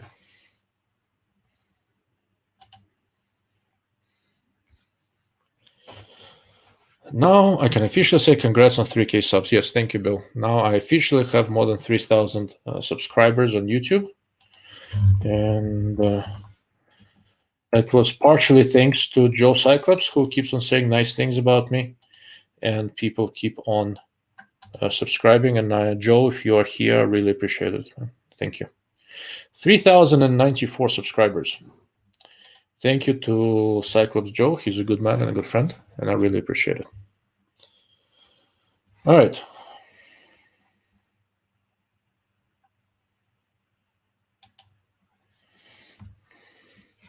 Yeah, I have quite a bit of experience with the Spectre DR. I've played with all of them a fair bit. I think Spectre DR is a good option. It is quite fast on 1 power. The dot is bright. It is pretty forgiving to get behind on 1 power, and the whole thing is compact. The basic problem with the Spectre DR is that the mount is still the ARMS mount, which is not my favorite mount in the world, and the DR is heavier than the OS, so it puts more stress on the mount. And that it now gets into the weight range where you can pretty much almost get a decent low power variable with the mount, right? So you don't have that much weight advantage, but it works fine for CQB. It's very good on 1 power, just like my Spectre OS. You can piggyback a red dot on top, so you have redundancy. And one of the nice things that you have with the scopes, because on the Elcans, the elevation and the windage adjustments are external. Once you bore sight in the red dot to the scope, they point in the same direction together. If you change something, if you move to another rifle, you need to sight the whole thing in again. The red dot is automatically sighted in. So that works very well. Would I buy a Spectre DR given all the current options? I don't know. If I had a good deal, I would seriously think about it because I like the design. I think it works well. Okay. I think it's very capable. Would I pay the original price for it? And given the current market, probably not. Okay.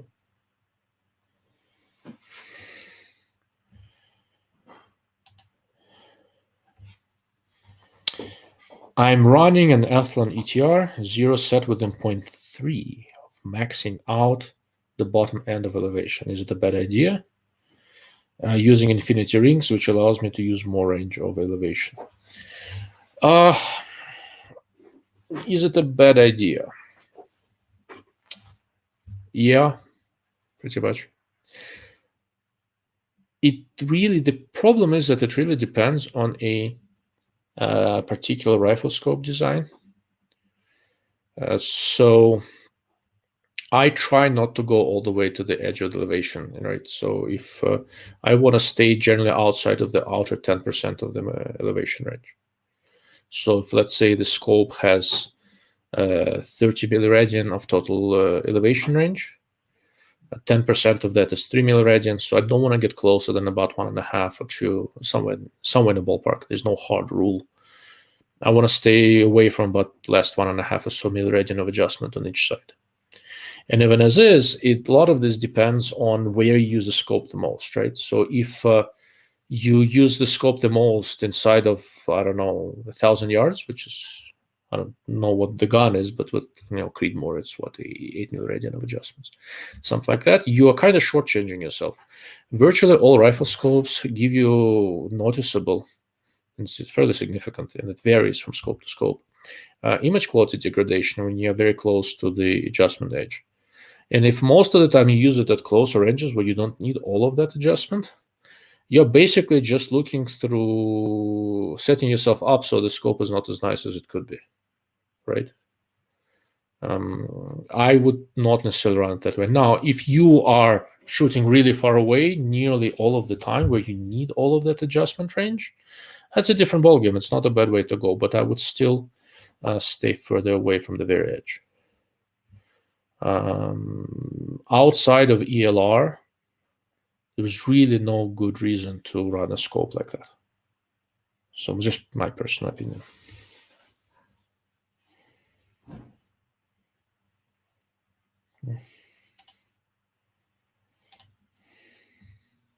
Yeah, Bill is asking whether I got a chance to shoot the Palmetto Ak-74 that I have. Yeah, it is really nice.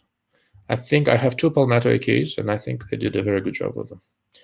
I'm going to take some pictures of it this week, and then I'm going to check it out. I've got a bunch of different accessories and stuff coming over. I'm going to do some interesting things to it. I'm very curious to see how it's all going to pan out. But for the moment, I'm pretty happy with the AK-74 from Palmetto.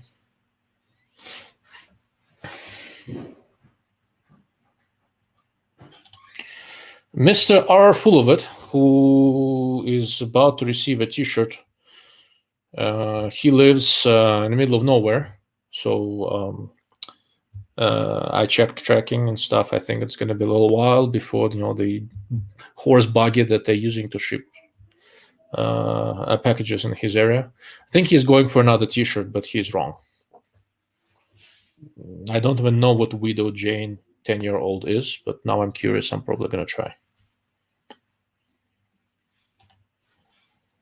Okay, all right. So the previous question about Ares ETR from GTM, I'm running this on a 22 long rifle that gets me to 627 yards, which is why I asked. Yeah, so that's a perfectly reasonable application. From a standpoint of tracking consistently, you need to really work out your scope and see if it functions properly there. I do not like to keep it that close to the adjustment edge.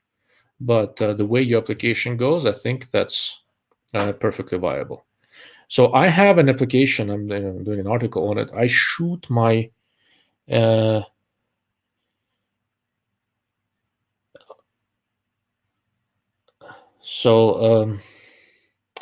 shoot my subsonic 300 blackout to 700-800 yards and further, which requires a ton of elevation. And in order to get it, I did a couple of things. One, I went lower in magnification, and I use a very similar March scope that has like 50 milliradian of internal magnification and a sloped mount, because for stuff like this, I don't need a huge amount of magnification as long as the image quality is good. And this one has side focus. And also, I use a take-home HQ's Prism in front of it, a Traktoric device, which really helps. Now, for a large objective scope, getting a Traktoric device on it is going to cost you some money, right? So I don't know if that's necessarily what you want to do, but you know, that's one potential way of doing it, depending on how far you really want to go. I will say that where I live, hitting something at 600 yards with a 22 long rifle does not really depend on the scope as much as it depends on prayer. Lots and lots of prayer. Okay. The way I shoot far away, where I run out of adjustment, I basically combine the adjustment range with the reticle, right? I adjust as far as I need to adjust with internal adjustment, and then I want to have a reticle.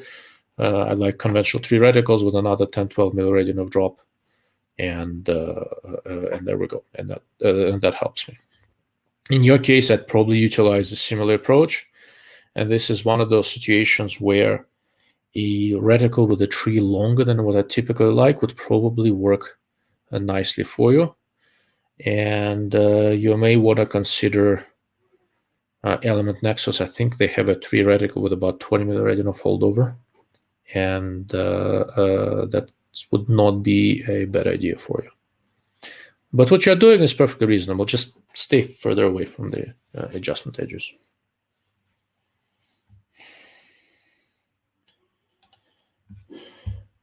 No worries at all. Kaizen interior from an ELR rifle case. I do not have a case fetish, but I have a lot of cases. But they are not, the way the interior is done is not pretty. I just take a knife and carve things out, right? I don't go all OCD on it, mostly because I'm not an artistic type. It requires some amount of artistic talent that I just don't have. Okay.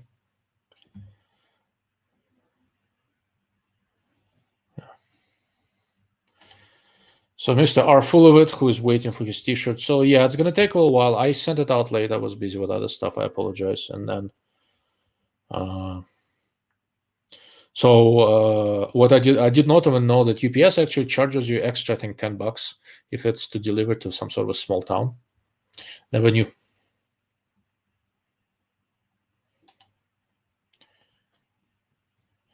Do you think the Era ultralight mounts at 3.3 ounces, 3.27, could still be combat durable, perhaps if they're engineered well? Can they be durable? Yes. Is it a good mount? No. The question about these mounts comes up all the time. I actually have a few of them. They're inexpensive. They can be made durable, right? I mean, it's not rocket science. It's metal. If you know what you're doing, they can be made durable. The way they squeeze the scope tubes is very asymmetrical. With some scopes, it works fine, and with quite a few others, it causes a significant amount of problem in terms of zero retention adjustment. So I don't generally recommend them unless you have it and you've tried it and it works with your scope. Otherwise, it's kind of a crapshoot. I don't want to spend time and effort trying to figure out, does it affect this particular scope negatively or not. So I don't know. The general phrase combat durable, unfortunately, it's kind of a meaningless phrase because that just means it's durable, right? We don't know what combat durable means. Anything made by man can be destroyed in combat or without combat, or just a general purpose 19-year-old guy who just joined the military, give him a little bit of free time, he can break damn near anything, right? So I don't know what combat durable is, but this is not a mount that I recommend. GTM. So it's 43.5 mils of drop for 22 long rifle at 627 yards with some ammo. On a silhouette, it's surprisingly close. Yeah, if you're a good shot and if there's not a lot of wind, and where I live, there's always wind. Now, I've seen people who can do amazingly long shots with 22 long rifle. They're just better shots than I am, and they're much, much better than I am at calling wind. I'm not a terribly good shot, so for me, that distance, like I said, would require a lot of prayer. But if you can do it, I should come and shoot with you. I'll learn something. Okay. Carbon fiber scope mounts.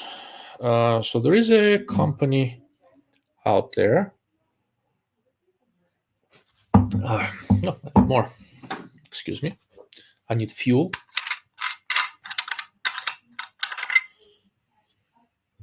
For those of you joining late, if you figure out what I'm drinking, I'll send you a t-shirt. Okay. So there was a company out there that made these machined carbon fiber mounts. They looked really pretty. They showed up on a hide not too long ago. Pull up a name in a moment. Black Collar Arms. forged carbon fiber one-piece scope mounts. Okay.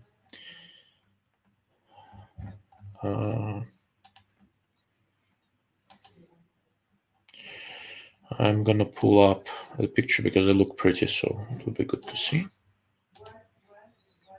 Okay. So this is what they look like. There we go.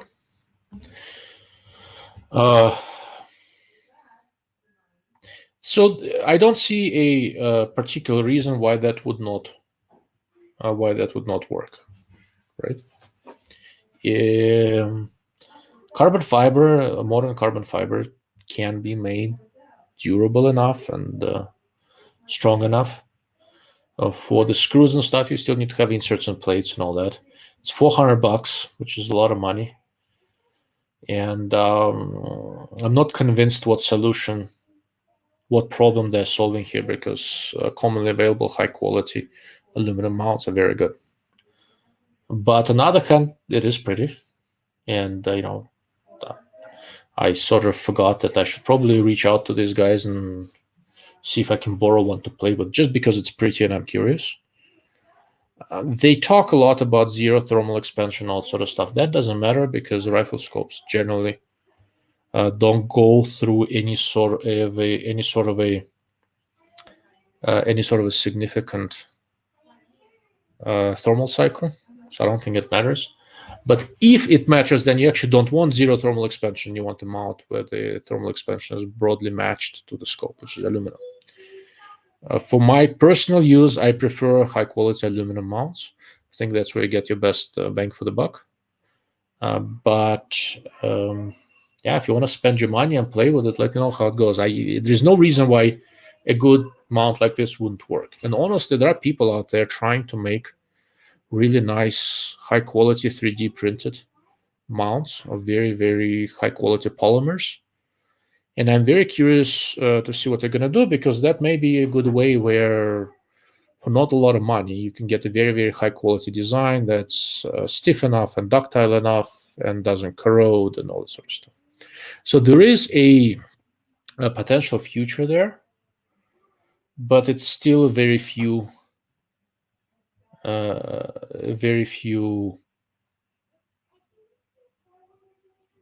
It's still there are very few players doing this, right? So okay, I've got a comment there on this, and then I'll go back to another question I have. I don't remember. So the question sounds pretty sketchy to me. Carbon fiber has notch sensitivity issues, and a Stana Grail mount is all notches. Yes, that is correct. The hardware, the cross-slot hardware and all that, is metal. And I think in a few places they're using steel inserts where necessary. So you can engineer a mount like this to be good, right? But the question is, if it's $400, what are you getting out of this other than it being pretty? Now, it being pretty is a sufficient reason, right? I mean, we do a lot of things to buy stuff that's aesthetically pleasing. But I don't know if there is a strong practical reason for it. But once again, I like it when people try to innovate and use materials. It's $400 now. Maybe if they go through Gen 1, Gen 2, figure out how to do it for less. And there are different types of carbon fiber. This one is supposed to be less prone to cracking, and they use inserts here and there. I don't see why not. I think it's worth exploring. Jared, your recommendation for best fixed power scopes: Citroen OS WFA, best combination of optics and reticle for target shooting. So what magnification fixed power scope are you looking for, Jared? This is sort of not an idle question. Let's see. So Citroen used to have an S3 scope that was fixed power, and I think they still do. I think they used to have a 10 power and 16. I'm on Citroen's webpage looking. Okay, so 10 power is left. Okay. There we go. I actually tested an early version of this scope quite a long time ago. They used to have, Citroen used to have a 10 power and a 16 power. Now I think only 10 power is left. It is a nice design.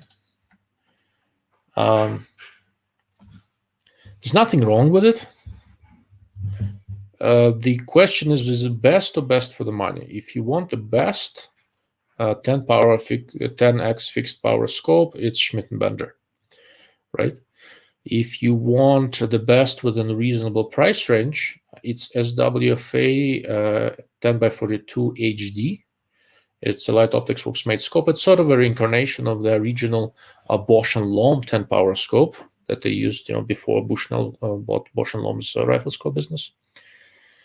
It's good optically. It's extremely robust. I have one somewhere, and it works really, really well. But in terms of bang for the buck, the SWFA classic scopes, the classic 10 power scopes that are $300 or $400, depending on which version you're looking at. But in terms of bang for the buck, they can't be beaten, at least nothing that I've seen. And given how long the track record is, and how long how well they track, if you want a fixed power scope, I'd go to SWFA Classic and save you money. All right, Mr. GTM, thank you for joining us. Thank you for good questions. Appreciate it. If there's anything else I can answer for you, you know where to find me. Okay. Drew Bradley. I just received my Burris XTR2, and it has the Horus H591 reticle. The illumination is very, very low. Almost hard to see. I installed a new battery too. Illumination is very, very low during the day or during the night. On scopes like this, illumination is really only there to be used in low light. It's not really supposed to be visible in bright daylight. Okay. So if you can't really see it during the day, yeah, that's how it's supposed to be. During the day, you have the normal reticle to work with. Okay.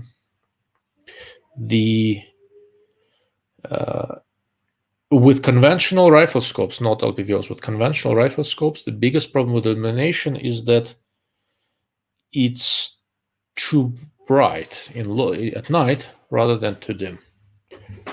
So if you can modulate it dim enough for true low light use without it affecting your night adaptation for your eyes, then it's done correctly. Okay.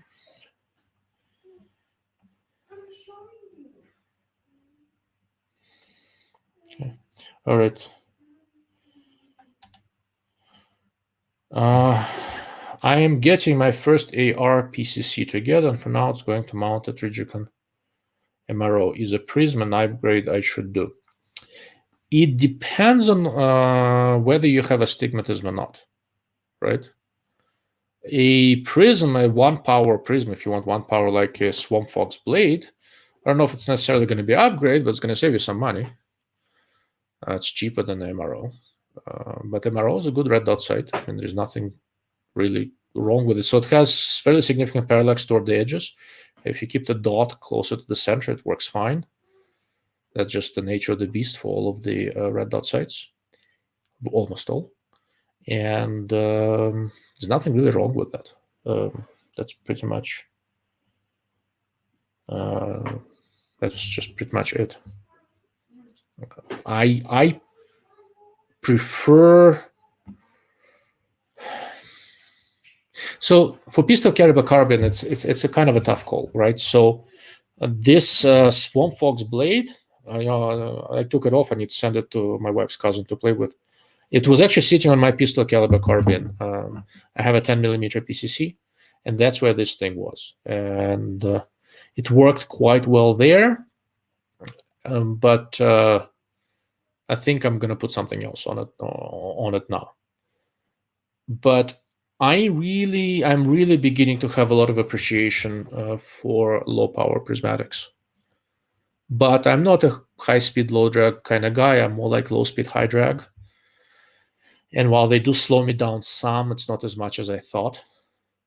But they compensate for my admittedly mild astigmatism, and they generally work well. Okay. What I'm probably going to put on my pistol caliber carbine now is actually a red dot. But this one really plays well with my astigmatism. It's another Meprolite. It's their augmented reality dot. And it works really nicely. And I might put this on and maybe put a magnifier behind it.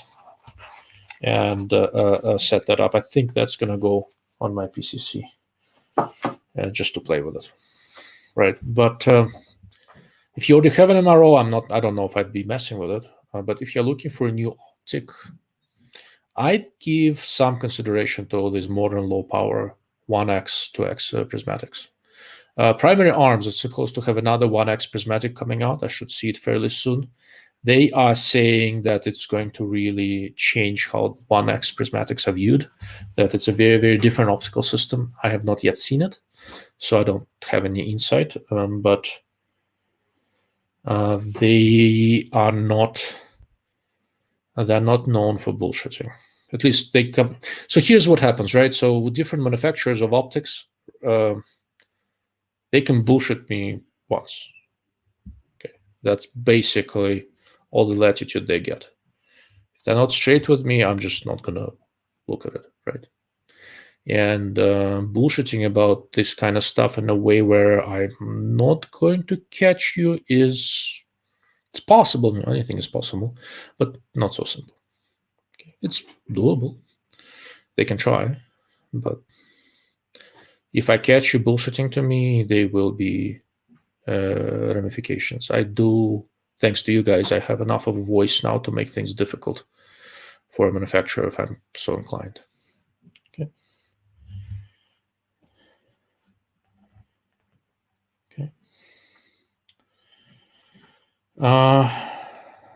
Jared.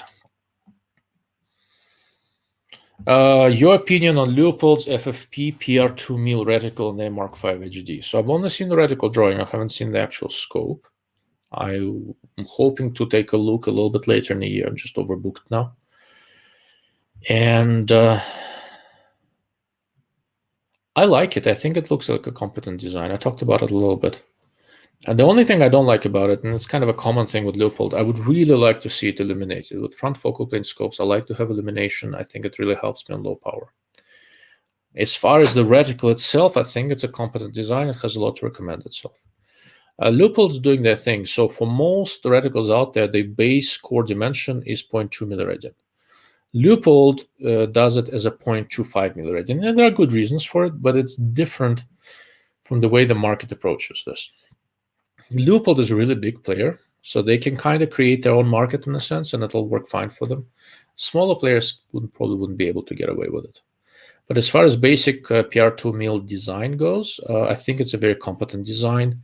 Style-wise, I think it has some similarities to the JVCR reticle that US Optics uses. And it's not surprising that both are designed by PRS guys, right? The Leopold reticle was designed by John Pride, and the JVCR by is it the Jack or John Vibert? I don't remember his first name. He's a good guy, smart guy, and a really, really good shot. And there's no reason, there is no accident that they are somewhat similar design style-wise, because they're both done by very top-end PRS guys. But it's a good reticle.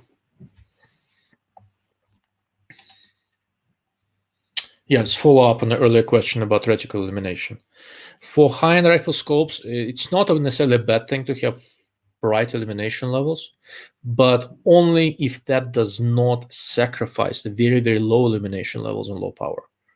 Because ultimately, that's more important.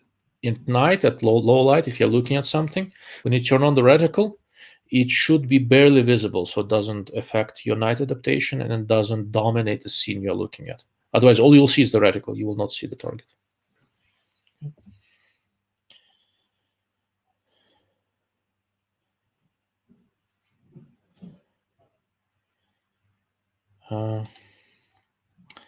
So I've talked about them a good bit, but I haven't done a show. I have a video on them.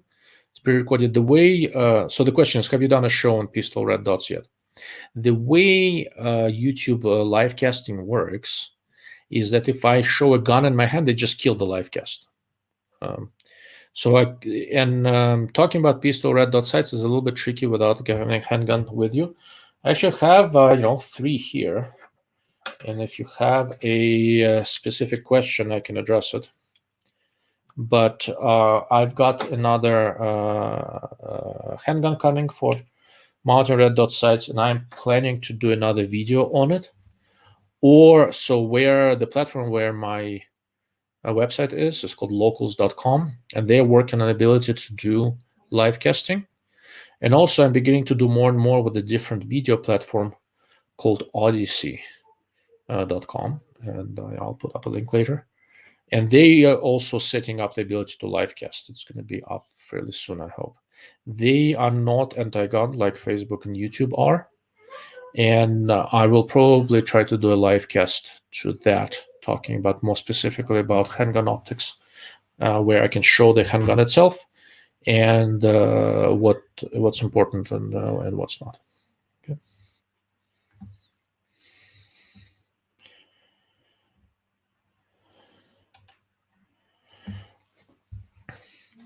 Lastly, I enjoyed you being a guest on Slav Guns channel. Made it very easy to sub to your channel. Okay. Thank you, Drew. Really appreciate it. Thank you for subscribing.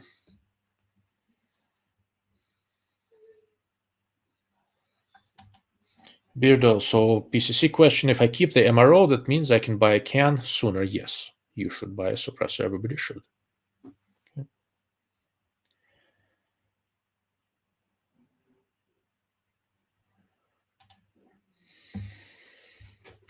Being this Burris XTR2 is my first higher-end scope, I don't think we'll complain. But I already had it when I looked through a Night Force glass, and then I got the Burris and noticed the glass got a brown tint to it.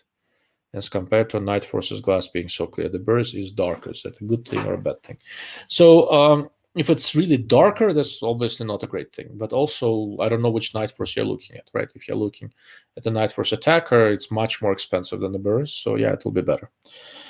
Some of the Burris versions had, if you got an old stock, they had some weird glass. More recent ones, they have a slightly warmer tone. I don't know if I'd call it brown. And it's just the way the optics are designed. If you think something is wrong with it, talk to Burris, who have good customer service, and they'll evaluate the scope and tell you if anything is wrong. You know, it's possible something got through.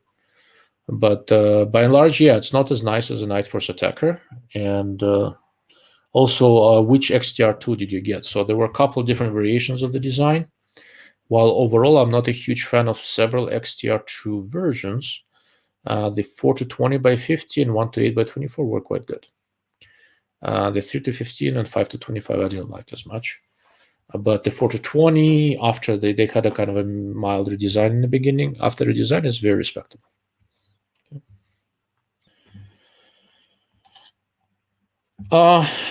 Not too much.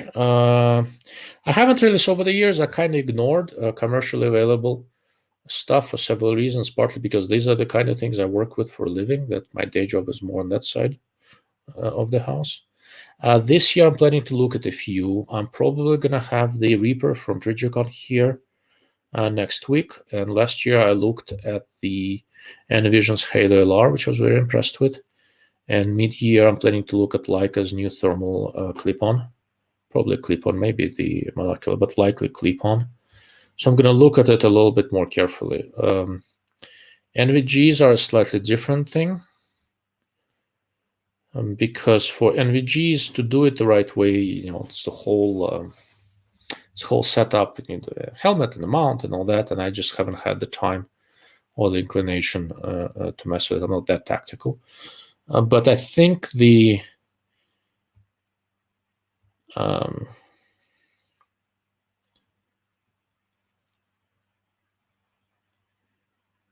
yeah, I think it's.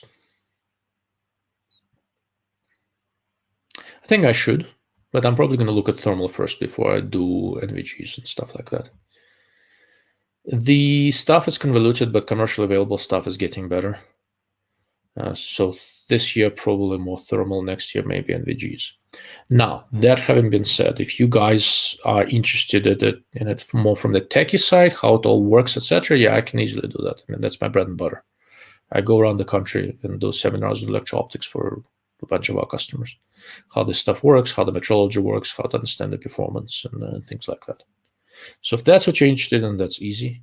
If you want more of a market overview and what's out there, that gets a little bit more difficult. It's very fragmented, but I do plan to look at a few options.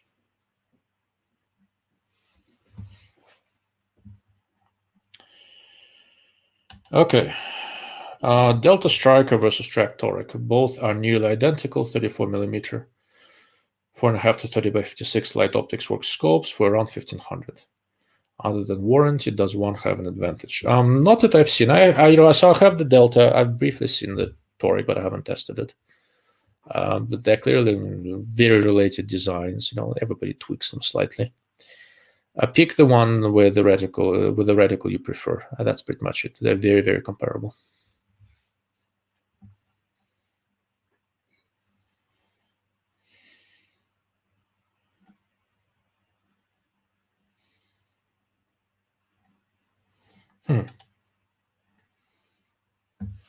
You could cut up a box so red dot sticks out and your hand sticks in. I probably missed something. I'm not sure what this comment refers to. Could you please elaborate?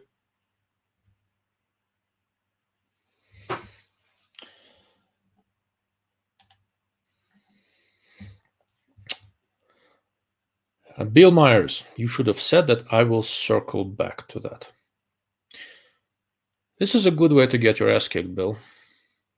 Not that I should be threatening people on air, but they might be a friendly ass kicking just for that.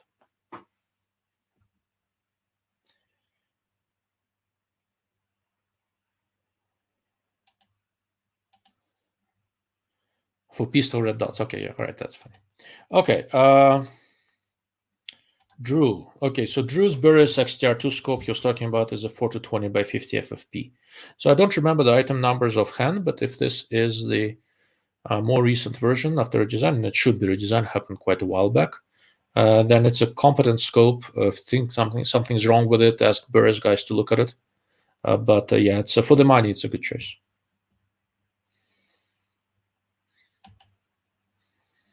Do you recommend the Theta 5 to 25 Gen 3 reticle as a top tier 1 scope? Yes, that is my primary precision scope. I think on balance, overall, as much as I like a few other designs, like the couple of marches over there and a few others, for PRS type practical precision shooting, I think this is the best scope in the world right now.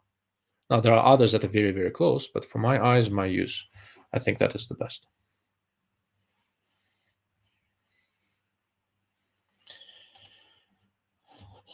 What might change with NVGs next year? So the business with NVGs, as ever, is when are we going to have sufficiently good digital ones to finally supplant the intensifier tubes.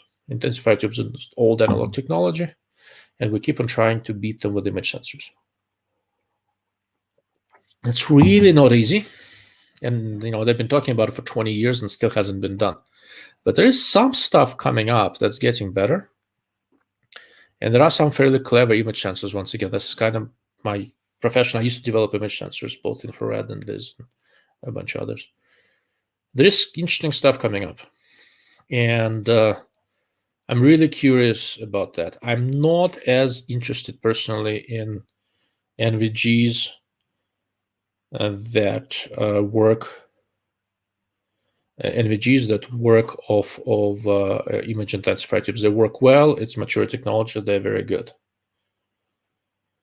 But I really want to see what we can do with digital image sensors in that field and how close we can get, because the possibility for packaging and imaging are really, really good. Also, that kind of technology jives well with all the augmented reality stuff. And there's been a ton of development into setting up a goggle with an augmented reality screen in front of you, with a camera, above you. It can be thermal, low light, like the infrared vis, and all that sort of stuff. Fused images. Multiple companies in multiple aspects of this industry are working on that. I don't know when it's going to be fully commercialized, but there's cool stuff happening. Okay, so. Partly because of that, I'm more curious and looking at thermal first.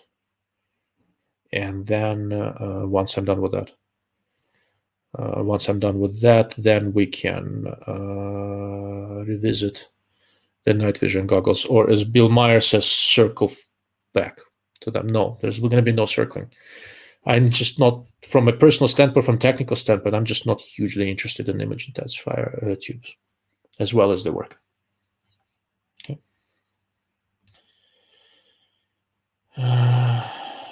All right. Jared, I'd love to hear more about blade steels and knife sharpening. So Omaha Knife, Curtis, if you're still out there, there's one more person who wants to see this. So there's 3 of us now. You got to do it. I want to bring in Curtis from Omaha Knife. He knows far more about sharpening than I ever will. And I want to have another discussion. The video I did was on more budget stuff, budget knives. And I want to move up market to mid-range things and talk about knives, blade shapes, blade steels, and how to sharpen them the right way. And Curtis, I think, is the guy to do that. So.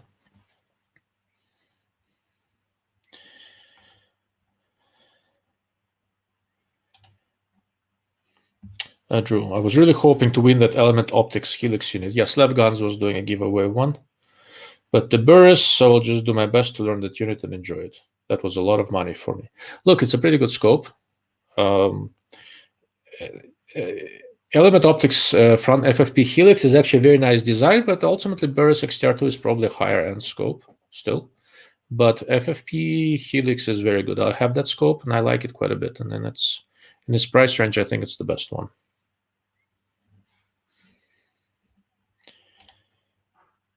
Jared, so came in late, but did you discuss primary arms prismatic scopes with the ACSS reticle? They are a large portion of the market.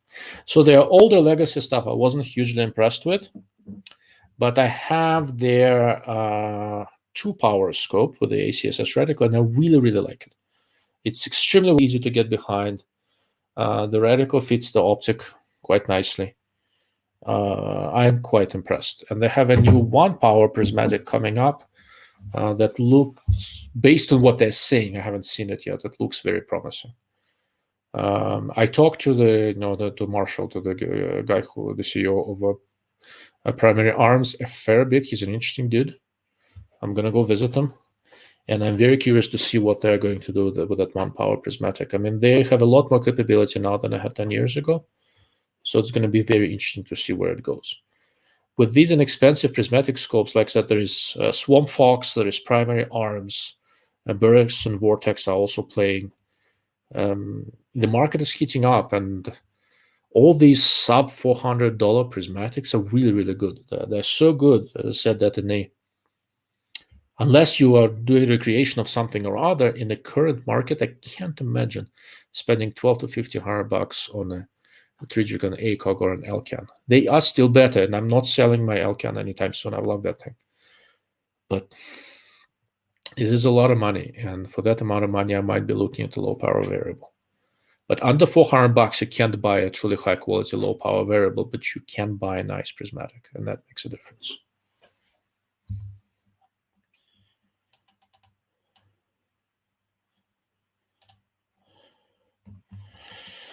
I know a guy at Omnivision if you want to try to develop a sensor connection. So I know quite a few guys at Omnivision. I used to develop CMOS imagers. And Omnivision actually will not sell you an image sensor if it's going to go for a weapon sight or something like that. They will, if you're buying any quantity of image sensors, they will make you sign an end user statement. And you can't go on anything weapon or military related.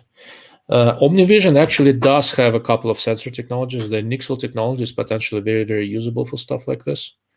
But if you want to use it for a rifle scope application, you have to buy it for some distributor so that Omnivision doesn't know you're using it. And if they find out, they will cut you off.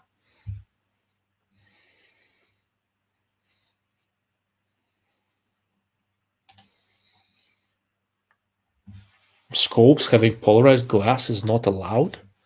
So, Drew is saying, do you know why scopes having polarized glass is not allowed unless you're military or police? Any neat stories on polarized glass? Why would they not be allowed? There's no there is no such regulation that I'm aware of, and you can put a polarized cap on your scope. I don't know. I'd need to look this up. There is no stories that I'm aware of. It helps cut glare, but it makes the amount of light that gets into a scope much lower. That's basically it. So I would not put polarized glass in a scope. It just, it will cut the amount of light substantially. But having a cap on the scope with a sort of polarized glass is actually not a bad idea for highlight situations. It can also help you with some laser attenuation and stuff like that. Okay.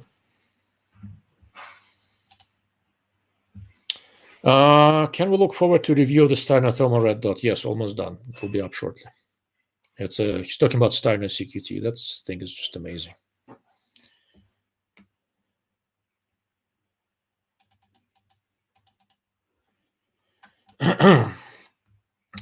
Jared, I saw a post from Pew Pew Tactical on his favorite prismatic, and he recommended the Bravo 5. Also, Ilya made an article on the Bravo 4 where he gave strong marks. Yeah, Bravo 4 was very good, unfortunately discontinued. Bravo 3 and Bravo 5, other than both being prismatics, don't have anything in common with Bravo 4. And I need to take a look at them. I've not tested either, unfortunately. But design-wise and everything, other than having a similar name, there's really nothing in common. We'll see how it is. Okay.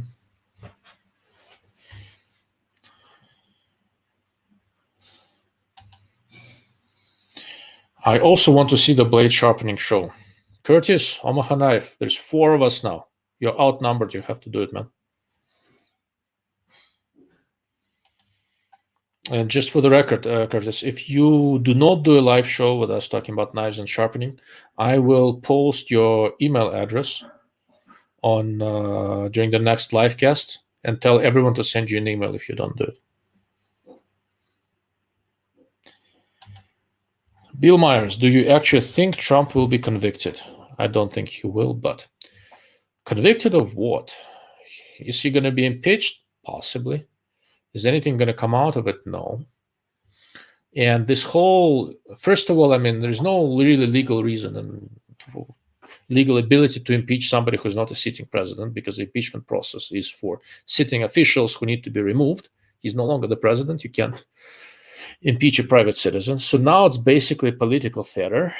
And all these people who think it's a good idea are basically playing right into Trump's hands. Lord knows I'm not much of a Trump fan. I like Trump presidency's policies, but Trump's persona is not my thing, right? This whole Twitter feed was annoying. The greatest. There are certain things about Trump I like, but like I said, I like Trump administration policies. But Trump himself is not that interesting to me. Not that he cares that he's not interesting to me.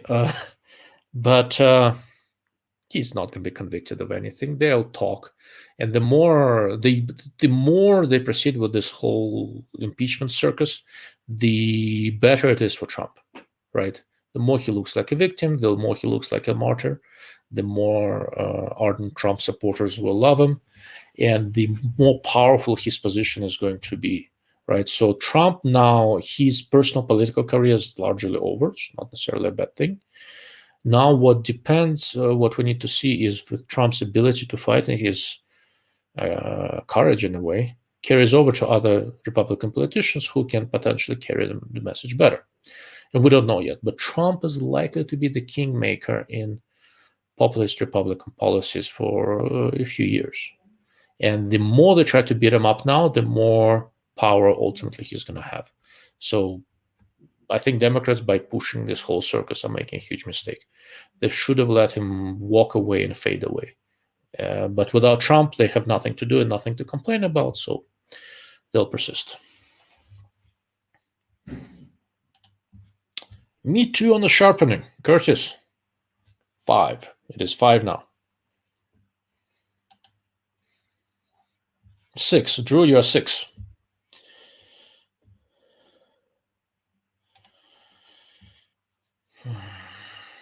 Are there any future options for ultra compact 1-4? Or would 1-4 LPVO the size of an ACOG even be possible with the current technology?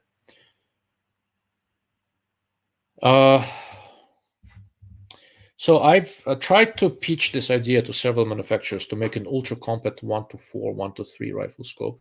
I don't think anybody's interested because there'll be a hard sell, right? So bigger, better, high magnification is easier to sell.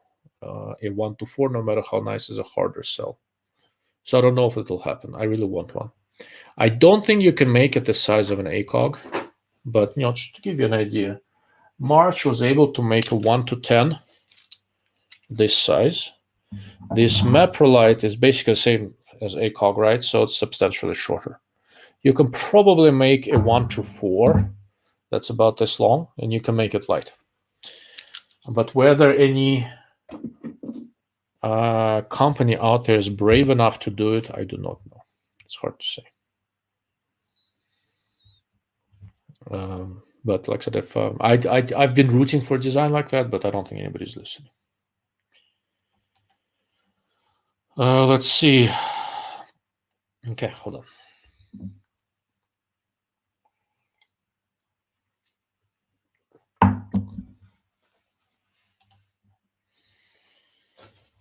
Which works on AK platform better, LPVO or Prism?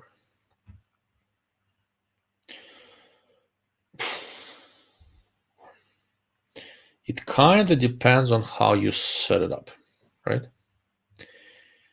It depends on how you set up your stock, depending on how you set up your optic mounting platform and all that. It's not a simple question. It depends on what kind of an AK. For a general purpose AK, I think a compact prism like the 2-power prism or something like that is probably your best bet. And this one actually has a 762 reticle. And I ordered a mount to set this up on an AK as low as possible and see how well it'll work. I think for most AKs, and most importantly with typical AK ammo, a compact prism is ultimately a better choice. The problem with most prismatic scopes is that their mounts are intended for AR-15s. So they're tall, and they are too tall to be easily used with typical AK-47, AK-74 stock. So for AKs, for optics, there is a benefit to using a compact optic and trying to mount it quite low. And it's not always feasible. And this kind of mounting really makes a big difference. I've been trying to convince some people to make a more AK-specific, AK-appropriate optic. With this primary arms, there's a spacer here, so I may be able to mount this thing low enough. So that's a good option, I think. But if I can't, I'm gonna go back to a different setup that I use. And like I said, that's so when I do my Guns of Dark Lord of Optics video, I have 3 different AKs. They'll set up differently, and you'll see how I set them up and how and why, right? And the way I set up, being able to aim and see is a big deal, right? So I set up my guns with that in mind. I'm not just setting up something and then adapt the optic to it. It's all setting up the optic is a part of the process. And oftentimes, depending on the design and application and purpose, I will set up the stocks and the grips and all that sort of stuff differently for a particular gun, just because the best way to mount an optic on it is some particular flavor, height, whatever. Right? I hope this makes sense. But like I said, I'm going to do this the Guns of the Dark Lord series, and you'll understand. And I'll try to explain in as much detail as I can why I do things the way I do things. Okay.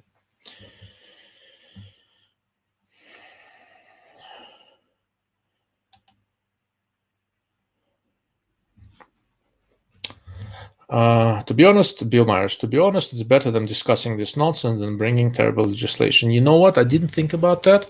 I think you're right, Bill. They should keep impeaching Trump for 4 years straight. In the grand scheme of things, all these lunatics that are in Washington, D.C., if they spend the next 4 years fighting each other and not passing any nonsense, I'll be very happy. Good point, Bill. I didn't think about that.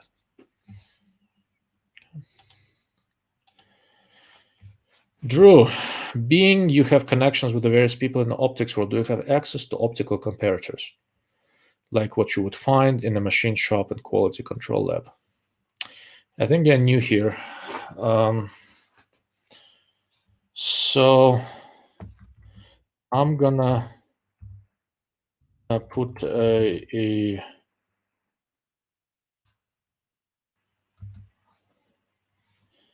so I am going to put a website of a company in the comments. That's my day job. Check it out. That's what I do for a living. I run this company for a living. Another question, yeah, we make the equipment to do this kind of stuff.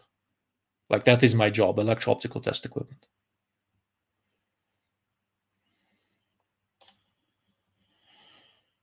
Richard would like to say thank you for all this information and knowledge you hand out to all of us. I'm tipping my glass of crown to you, my brother. Thank you, Richard. Like I said, you're not that far. Find the time and come visit. Also, I learned that so NRL has the new NRL Hunter competition, and I think in the beginning of March, they have an NRL Hunter competition that I think, Richard, is right in your neck of the woods, if I remember correctly, where you are. I'm going to try to drive up for a day. So if I do, Richard, when you have a chance, shoot me an email at this email address so that if I come to your neck of the woods, maybe we can connect and put a face to a name, that kind of stuff. Okay. It would be great. One of the nice things about being able to go and travel is seeing people that otherwise only know on the internet.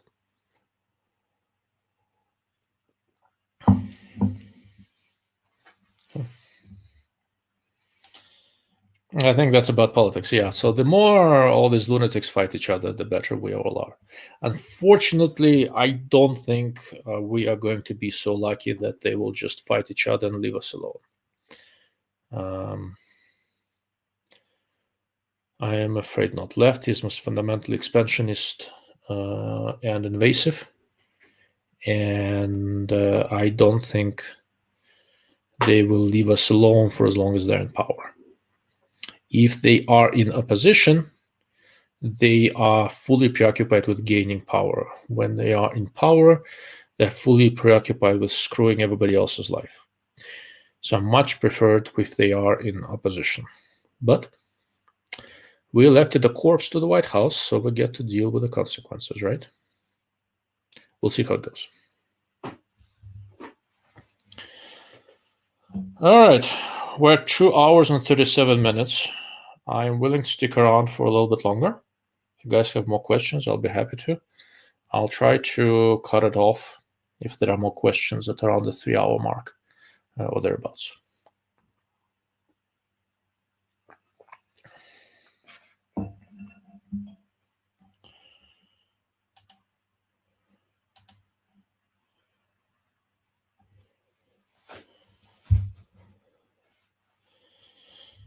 Yeah, so I think Drew went on my company's website. So the company I work for my day job, it's an Israeli company.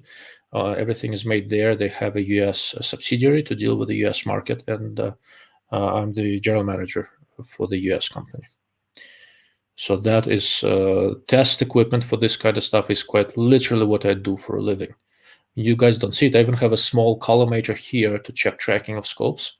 Although the collimator is not made by my company, it's made for me by the guys at Swamp Fox Optics. They were building a couple. They're setting up QC in the United States, and they built me an extra collimator.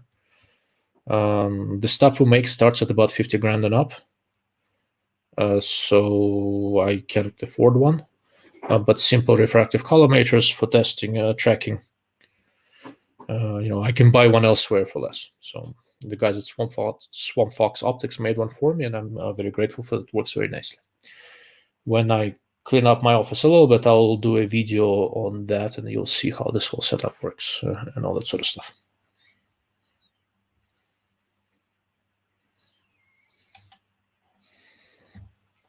Okay.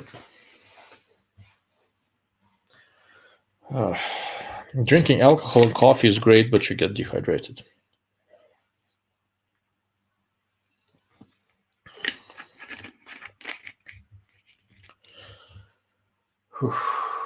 Okay.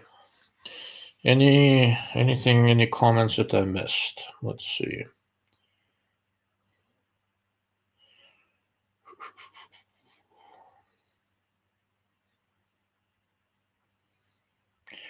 No, I think everything I've seen so far has been addressed. Okay. That would be great seeing that, right? Okay, that's the question about the collimator. Yeah, I'll set something up and I'll show you. And the collimator I have here, it is primarily for testing alignment and tracking, not for image quality tests. Since I am remote, I don't. My office is in Dallas. I live in Albuquerque. I am considering bringing one of my work systems here because there are some things that I do where it would be beneficial to have one. If I do that, for that I'll pretty much need to drive to Dallas and back. It's not something I like shipping if I can help it. And then I'll be able to do image quality tests and stuff like that here as well. And I'm considering it. So then I can give you guys a tutorial on how all this rifle scope and camera metrology works and things like that.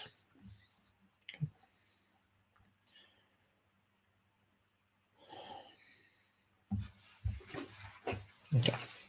Let's see what else we got.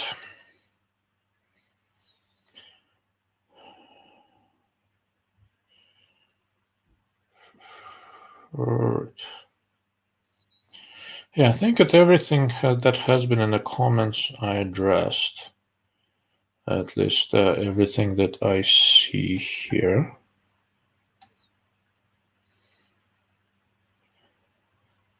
Okay. There we go.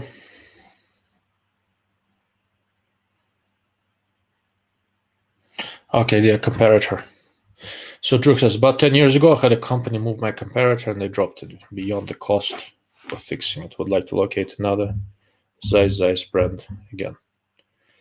The first spelling is correct, Z-E-I-S-S. Okay.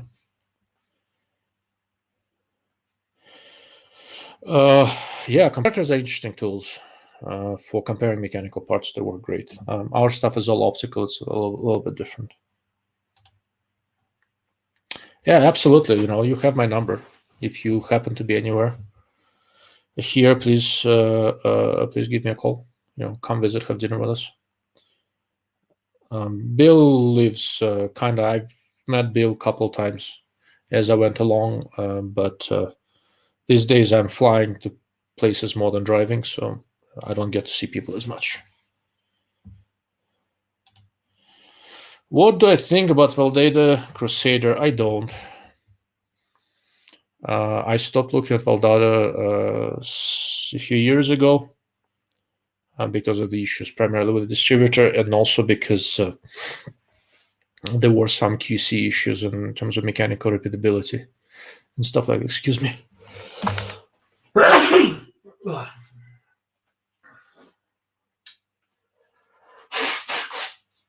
Excuse me. I'm beginning to think that I'm allergic to the name Valdada. That wouldn't surprise me. I don't. It's a lot of money, and they're just better options in that price range. I think IUR. So the company that makes the scopes is called IUR. It's a Romanian company. Valdada is the importer. I think. Thank you, Bill. I think IUR made a mistake, then they went up market as much as they have. I don't think they quite have the quality and performance to play in the $3,500 to $4,000 market. If they stayed in a $2,000 range and focused on QC a little bit better, they could really be a player. 2,000, maybe 2.5. As is, where they're priced, I don't think they are a good option. If the price could go down, QC improved, distributor being a little bit better, with better customer service, I think IUR scopes can be taken care of and developed properly. And they had a real chance, 10, 15 years ago, before this whole current plethora of different nice designs was around. They kind of missed their chance, and whether it's permanently lost or not, I really don't know. Okay. Thank you. And if you ask me about IUR Valdada scopes, call them IUR. I think I'm allergic to the name Valdada. Don't ask me why.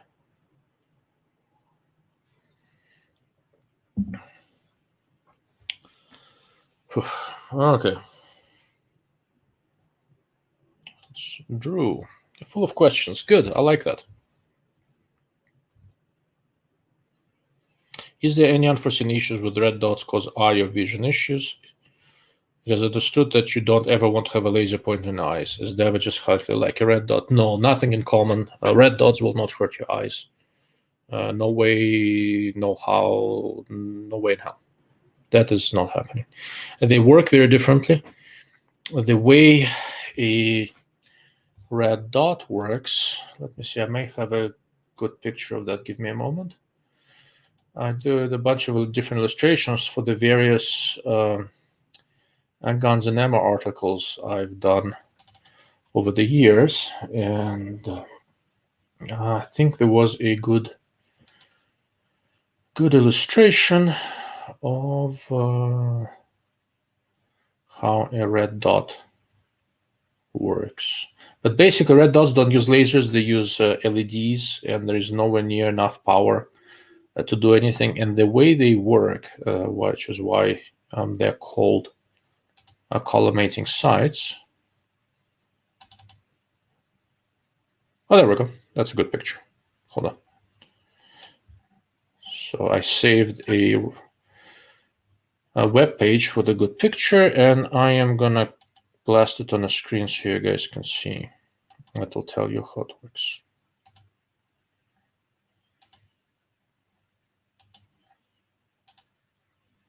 Okay, there we go. Let me see if I can make it slightly bigger, and we will be golden. Okay, you guys can see it well? You should be able to. Okay, so on the right is how a typical reflex dot sight works. Whether it's tube or open, they all work roughly the same way, just the housing is different. There is an LED here, and there is a curved surface, and with a special coating that reflects the color of the dot, red or green or whatever the color happens to be. It comes back here, but it doesn't come back as a single ray like this. What comes out, if you look at where my mouse is it illuminates the entire lens. What comes back out is like a bunch of different parallel rays spread all over the aperture of the red dot sight. And the way that works, it's something that's called collimated beam. That's why no matter where behind the red dot sight, behind this window you will still see a red dot. It's not just single ray in the center. And all that energy is spread all over, and there wasn't all that much energy to start with. These are very efficient, low power LEDs, and you see them because there is contrast and there's just enough energy. Okay. The holographic sights, that's what's on the left. This is a diagram of an EOTech. They actually use a laser, but the laser is never projected into your eye. The laser is there to, I don't know what's a good term. I don't know. Do you know how hologram works? So if you don't, hologram is kind of like a pre-recorded pattern in a glass, in a holographic plate. And to recreate that pattern, so you see it again, you need to illuminate it with the same kind of a laser that you used to record that pattern, right? But the way it works, if you track the direction of the laser, goes like this. This is how the laser goes. The laser energy goes elsewhere, but the recreated pattern at a very predetermined angle. The angles are important, goes back to your eye.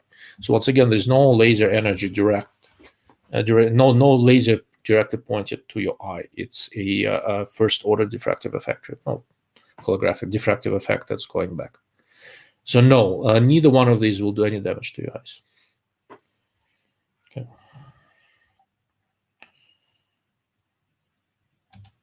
Good. There we go. Good question. I like that.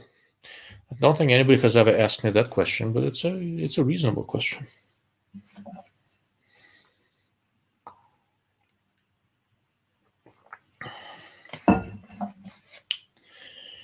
What else you got, guys? We're about 10 minutes out from a not so abrupt end. I'm going to try to end this at about 3 hours.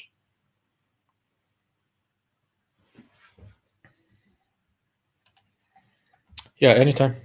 Like this. Like I said, this is the exact kind of stuff that I do for a living. We do test equipment, metrology equipment for things like this. So this is what I deal with on a daily basis. More on the thermal end, but I do a lot of stuff with airborne targeting payloads, long distance imaging, stuff like that. It's kind of an interesting thing. Here I talk about rifle scopes, binoculars, and stuff, which are somewhat classical optomechanical devices. But my field of expertise is not actually these things. My specific field of expertise is imaging systems, cameras, targeting systems like electro-optical targeting systems, laser designators, and laser rangefinders, various thermal cameras. I worked with broadcast cameras, movie cameras, CMOS imagers, stuff like that. My field of expertise is kind of in there. Okay, I have a question that I missed. Do you have a preference between holographics and red dot sights? I used to have a couple of holographics here that are, I don't know, somewhere. Seriously, what did I do with my holographics? I have red dot sights here. 1, 2, 3, 4, 5, 6. And where is my UH1? I have no freaking clue. I'll find it. Yeah, depends for what. I have mild astigmatism, so holographic, if I need precision aiming without magnifiers, holographics look a little bit better for me. And they generally play a little bit better with magnifiers. The downside is that the battery doesn't last as long. I'm fairly diligent with monitoring the battery life and replacing batteries, so for me it works well. And ultimately, at a weird shooting positions and stuff, I am slightly faster with the holographic. There's no way around it. But my home defense gun has a red dot, but a different kind of red dot because it has tritium and fiber elimination. It's a Meprolight MOR, and I'm quite fast with it, and it has a built-in laser and a bunch of other crap. That's just. And I never have to worry about battery life on that thing, because even if battery completely died, it still works, right? If I were competing, looking for ultimate speed and stuff like that, I'd probably go with the holographic. The field of view is flatter. There's no curvature. There's no parallax. I really like what they have. My preferred holographic is a Vortex UH1. I have a couple of them. They work really well, but nothing against EOTech other than that they're just still more expensive. Yeah,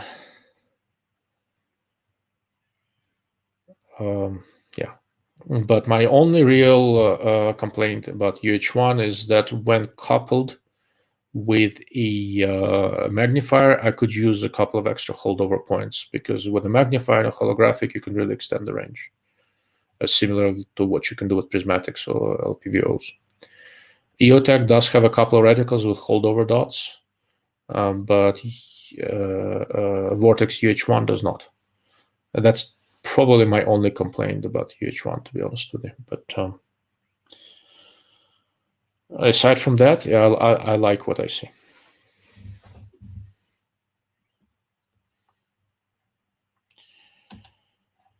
Do you have any vintage rifle scopes?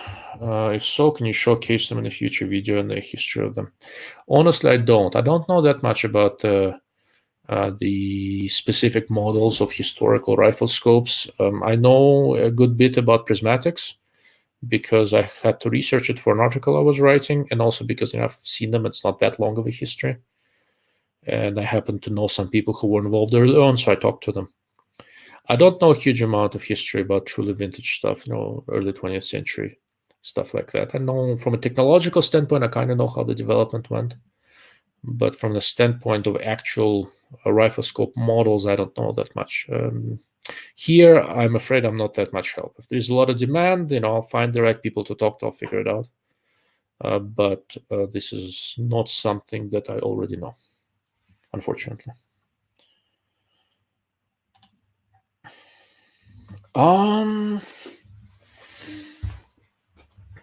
Yes and no. So the question is there any downside to use a mini? Excuse me, my throat's beginning to go.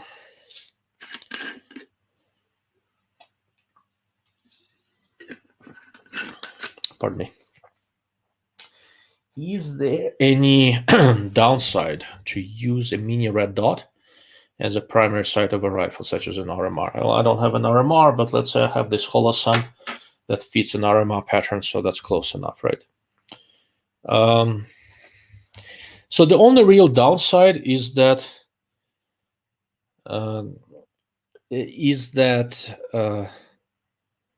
the window you're looking through is comparatively small.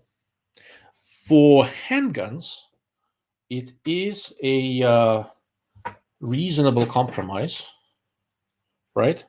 Because the handgun is small and narrow, and that's what you have to do. On a carbine, for example, so here's a pistol size red dot, here's a carbine size red dot. This is a Crimson Trace. It's actually a very, very nice CTS 1400. This is a larger window. It's probably a little bit easier to get behind it, right? So if you're trying to find the dot, if it's that type of a red dot sight where you want the housing to more or less disappear, you just want to see the dot, larger will be a little bit faster. How much? Actually, not that much, but it's faster. For the longest time, my primary red dot on my home defense gun, and I might still put it on one of the options, was, I just saw it here. What the hell did I do with it? No.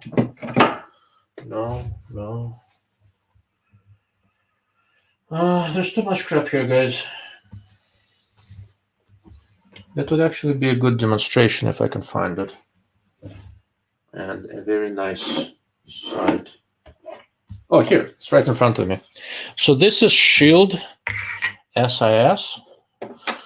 It's nearly the same window size as the RMR, and it works very, very nicely, but I use it very slightly differently.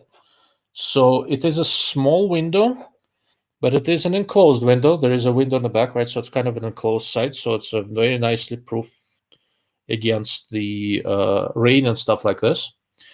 That's one of the advantages. A purely open sight, even a nice one like this guy, if you're doing it outdoors and it's raining, you can have something clogging the emitter. That's one of the few real advantages of the enclosed sights. This Shield SIS has a small window and is enclosed. The way the housing is done, at close ranges, I don't even need the dot. I set it up a little bit further up front, right? And I'm behind it. And whatever I can see through the window is dead. And from that standpoint, but here on this one, the housing is a little bit more prominent. So I'm basically using a housing as a rough, fast aiming aperture. And it works really well. I did some speed drills with it. It works great. So if that is how you like using a red dot, you can use a small one just as fast. If you really are looking for the dot, then a larger window will be just a little bit quicker, but the difference is very minor. If you're trying to save weight, it will work quite nicely. Okay. And I think that's a follow-up to this question. Mini red dot on AK might be good. Yeah, when I go over how I set up my AKs, you'll see exactly that. I think I have a reasonably clever way of doing that. Okay. The shake-to-wake optics sounds clever, but if you carry it every day, does that mean it is always on and doing the opposite of battery life saving and killing the battery? Yeah, it is always on if it's shake and wake and if you're carrying it, but it's not always on at night when it's not on you. So there are two different primary types of controlling the illumination on the red dot side. One is this auto adjust, where it senses ambient illumination and adjusts the dot brightness accordingly. And for carry optics, this is the only way I will do it. And another one is, with the buttons on the side, where you turn on illumination and just that. I don't like that for a carry optic. It works fine on rifles and stuff like that. But basically, if and I have an optic on my carry gun, it's a Shield RMSC, and when it comes out, I want it bright in front of me, and automatically adjusting to the light conditions. Okay. When you are carrying a gun concealed and it's under your clothing and it's not sensing much light, the dot is at a very low light level. So if you combine this auto adjust with shake and wake electronics, the combination works really well, because even if it's shaking, but if there is no real ambient light for it to sense, the dot may be on, but it's very dim, right? And if you need to deploy your sidearm, then it'll react to ambient light and work fine. So I don't have any problems with shake awake type systems. I think it's a reasonable innovation, and it's a good thing to have. And when you are not carrying it, when it's lying in a drawer and whatever else, you don't need to worry about what the light is doing. It's off. What I don't want to do on an optic on a carry gun, I don't want to putz around with buttons. I don't want to remember to turn it off. I don't want to remember to turn it on. I want it to be as few controls as possible. And combination of auto adjust and shake and wake circuitry is probably the best available option, except for this here Holosun. It has buttons, and I think it has shake awake, and it has auto adjust, and it has a solar battery, right? So it doesn't get more redundant than that. Most importantly, it has Primary Arms' new reticle. They have Vulcan ACSS reticle for the red dot sights, and it's very, very clever. This is a good idea.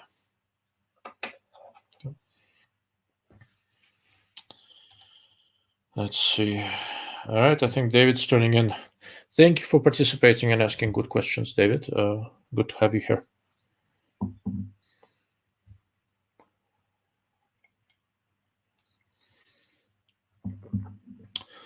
All right, guys, we are at a 3-hour mark, just over 3 hours. So you have your last final shot into figuring out what this is. If you are watching this video in recording and you figure out what this is, shoot me an email at swag@darklordofoptics.com. Tell me what it is. If you're close, I will send you a t-shirt. Okay. I'm going to give it a couple more minutes, and if there aren't any more questions, I'm going to bow out and go eat late dinner and go to sleep.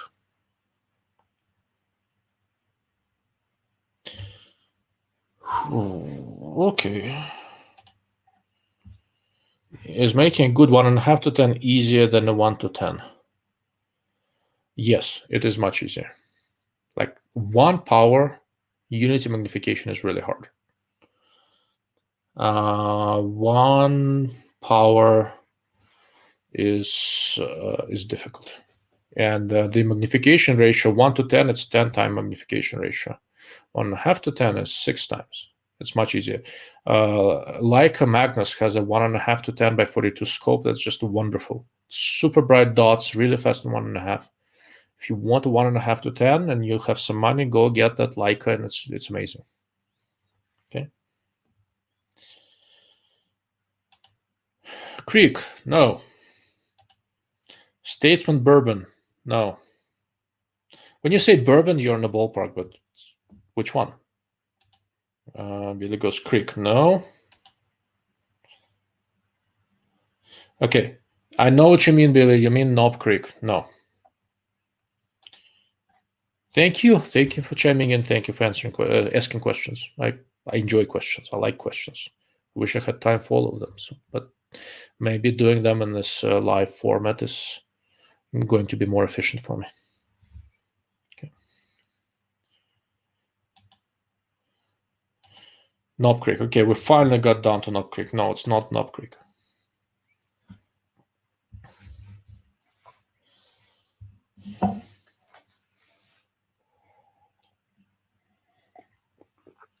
I'll give you a hint. It does say bourbon on the label, but it's not made in Kentucky. No, but I actually like Bullet Rye. I generally like rye whiskeys, but this is not a rye whiskey. This is I actually don't know if it's not made in Kentucky. Can it be officially called bourbon? I wonder.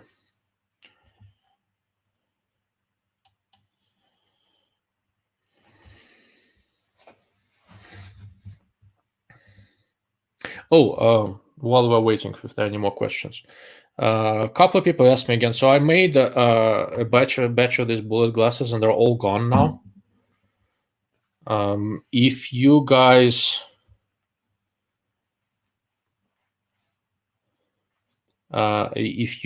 want more glasses, you need to tell me.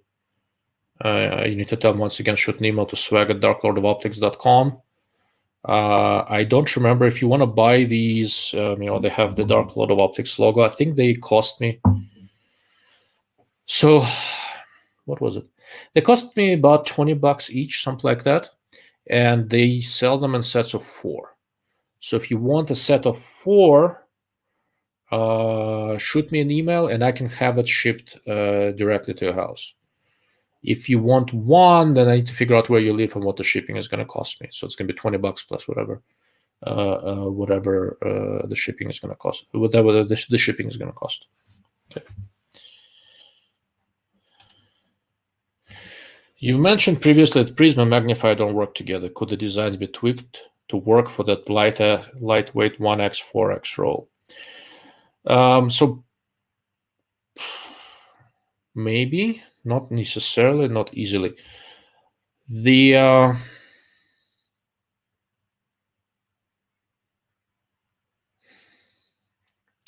is theoretically possible, I think. I've never seen it done. This new 1x prismatic that Primary Arms is coming out with. Yeah, maybe. I don't know. I'll need to get my hands on it and test it. Normally, when you put a magnifier behind a prismatic, there's horrible parallax and all sorts of other crap. In principle, if you control the distance between them, you may be able to mitigate it, but you'd need a different optical design for the initial prismatic. So I don't know. If you really want to look, so if you're willing to have a magnifier, why not just have a good quality red dot sight with some sort of a ACSS reticle or some sort of holdover reticle and a magnifier behind it. Modern red dot sights have batteries that last essentially forever. Get one like SIG Romeo H that has also a solar battery and stuff. That is effectively forever. They're super durable. Use that with a magnifier. Why complicate your life and try to put a magnifier behind a prismatic scope? And the nice thing about the magnifier is that magnifier can be set up in a QD mount and be removed. That's in many ways, that's how I prefer to use these things. You get a nice 1x, even if you have some astigmatism at closer edges, it doesn't matter that the dot is not round. When you want precision, just pop a magnifier on there. I probably lean toward that, and it's going to be nice. And you can let's see, where is it?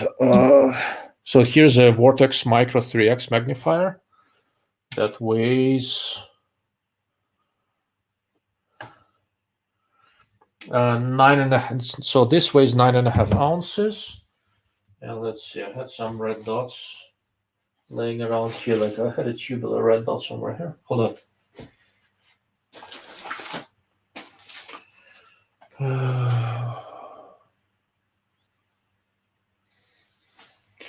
Why can I never find something I'm looking for? Okay, let's say Shield SAS. Magnifier works behind it adequately well with a tall AR mount, and this is beefier than a. So 3.5 ounces. For about 13 ounces, you have a really nice high speed, 1 power, and magnified if necessary. Just do that. Okay. It's not hard to find a good quality red dot sight that weighs with the mount and everything 2-3 ounces or even less. And the lightweight sub 10 ounce with a mount magnifier, I mean, it's not going to get lighter than that.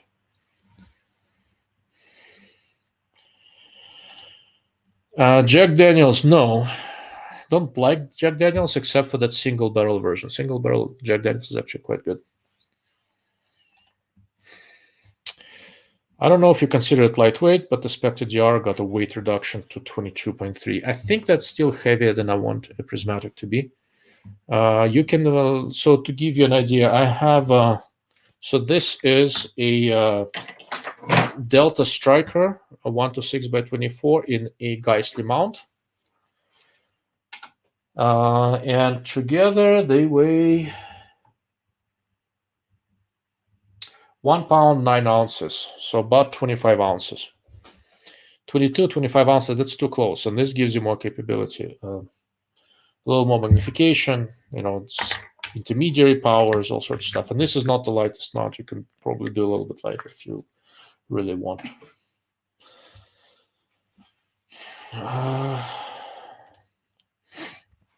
Any suggestions for 1.5 to 8 scopes? For what application, right? Are you looking for more of a hunting scope? Or are you looking for something like a low power variable, but just with 1.5 on the low end? If the latter, it makes no sense. If you do a low power variable, get something with 1 power on low end.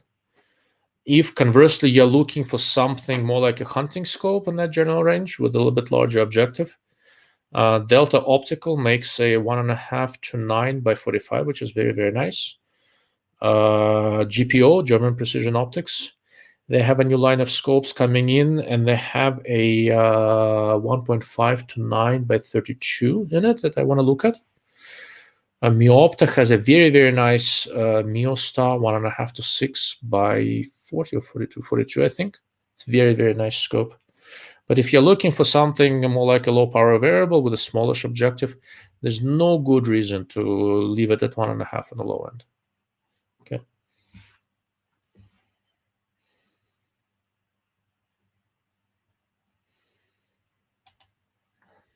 According to this article, it's apparently 21 ounces. That's, it's better, but still it's, I don't really, so for prismatic, me personally, I don't really want to go much above, 16, 17 ounces. I think that that's kind of roughly the weight of the Elcan fixed power. But like I said, it's not the Elcan Specter DR, the switch power, it's not a bad choice at 21, 22, 23 ounces. There's nothing wrong with that thing. It works well. Right. I just think at that weight you can do something more flexible. But if that gives you enough capability, optically it's excellent. It's a very, very nice design.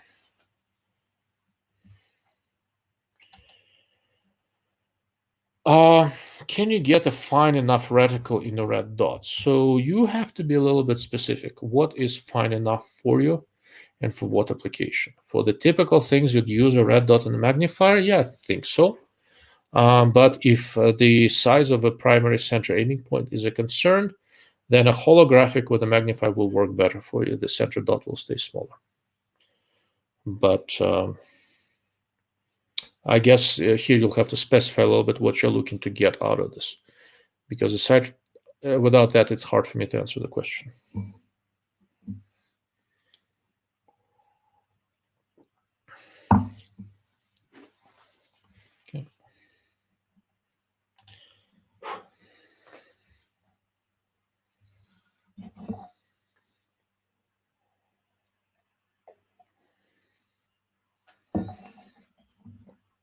Okay.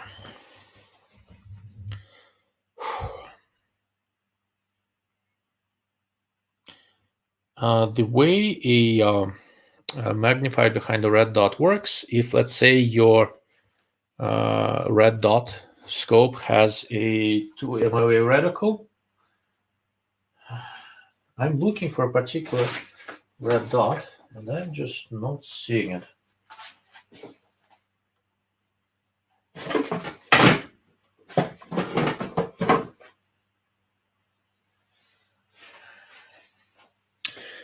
I saw it here just earlier today. I'll be very disappointed if I lost it. But anyhow, the way... Yeah. Okay, so Bill, good night. Thank you for chiming in, really appreciate it. So here's some clarification. For 4x to 100 yards plus, hopefully sometime of ranging or holdover. So at 200 yards, you don't need holdover, right? And if the dot is, let's say, 2 minutes of angle or 3 minutes of angle, and If you magnify it, it's still 2 minutes of angle, right? So a 2 MOA dot is still a 2 MOA dot magnified. So it's a roughly 2-inch spot at 200 yards. Is it ideal for shooting groups? No. Is it good for shoot plates and stuff? Yeah, I mean, most plates you'll be shooting with a setup like this are bigger than 2 inches, right? The further out you go, now you need to have holdover, and that's where all these modern scopes with some holdover modern red dots with holdover reticles start becoming interesting. That's actually the red dot. I have another primary arms red dot here with the ACSS reticle. It's there from their lower end line, the SLX. It's actually really nice. I'm quite happy with it. That's what I was trying to show you, but I just don't see it. It's here somewhere hiding. It works really well. When they do these kind of reticles intelligently, it works quite nicely. ACSS does it well. SIG does it well. There are several that do this quite nicely. So given how long the battery life of modern red dot sights is, I would not hesitate to put a magnifier behind one and use it as switch power. I was looking at reviews of Steiner P4XI, and everybody said it is the best. Any weaknesses of the scope? Besides, it only has 4x.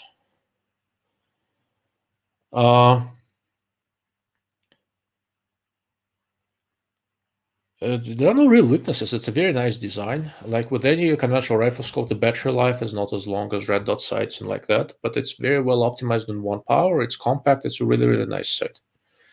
If you have a 556 AR and you don't need a ton of magnification, it's a very nice option. I don't like how it's priced. They jacked up the price about a year and a half ago. I think there was a difference in some import duties or something like that. So it was a $600, $550, $600 scope became an $800-900 scope. And when you get up to that price range, there is a 1-6 Delta Striker, if you can find one, that's as good in 1 power or close, but has more range, right? But both are very, very nice scopes, and they are probably my primary recommendations for low power variables with a bright dot beyond $1,000, below $1,000. Yeah. Let's see. Can you give an opinion of the first gen Crimson Trace 5 series 1 to 8 currently on sale at Midway USA? No particular need other than I'm a sucker for a deal. It's a pretty respectable design. It's the same 1 to 8 by 28 from Japan Optics Limited. I've seen a few of these, and I thought they were not great on 1 power, but I had several people, tell me that whatever distortion I saw, they don't see in theirs. So maybe I saw a bad sample. Illumination is not quite day bright, and the scope is pretty heavy. I think it's like 25 ounces. So for me, that's a little bit heavier than I like in a low power variable. But right now, it's a very good deal. So it looks like a fairly respectable design. If you get one, check it. See if you can dial out all the distortion on 1 power. The ones I saw, I couldn't. But it sounds like they were probably aberrations. For the money, I think that would be a difficult one to beat right now. Okay.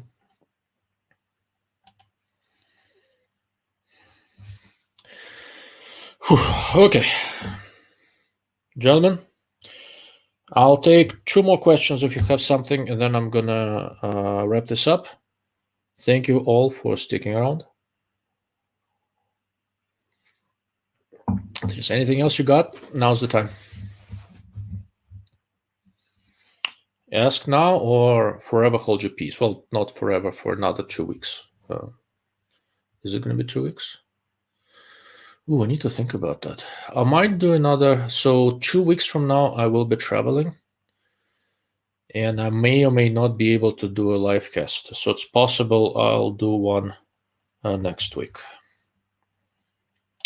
Drew, thank you for subscribing. Thank you for chiming in. Mr. Beardo, cheers and good night. Good night. Thank you for your time. Good night. Chan, always a pleasure. Thank you for being a supporter.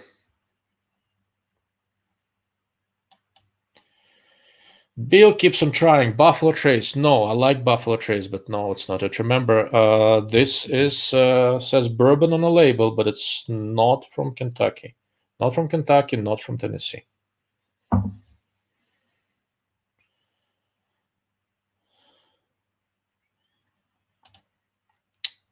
Then thank you for watching, and thank you for listening. Stan, what caliber are the Scotch glasses available in? So this is in, let's see if you can guys see, this is an expanded 45 caliber bullet. There is an unexpanded 45 caliber bullet and unexpanded 30 caliber bullet. These are the options. Okay.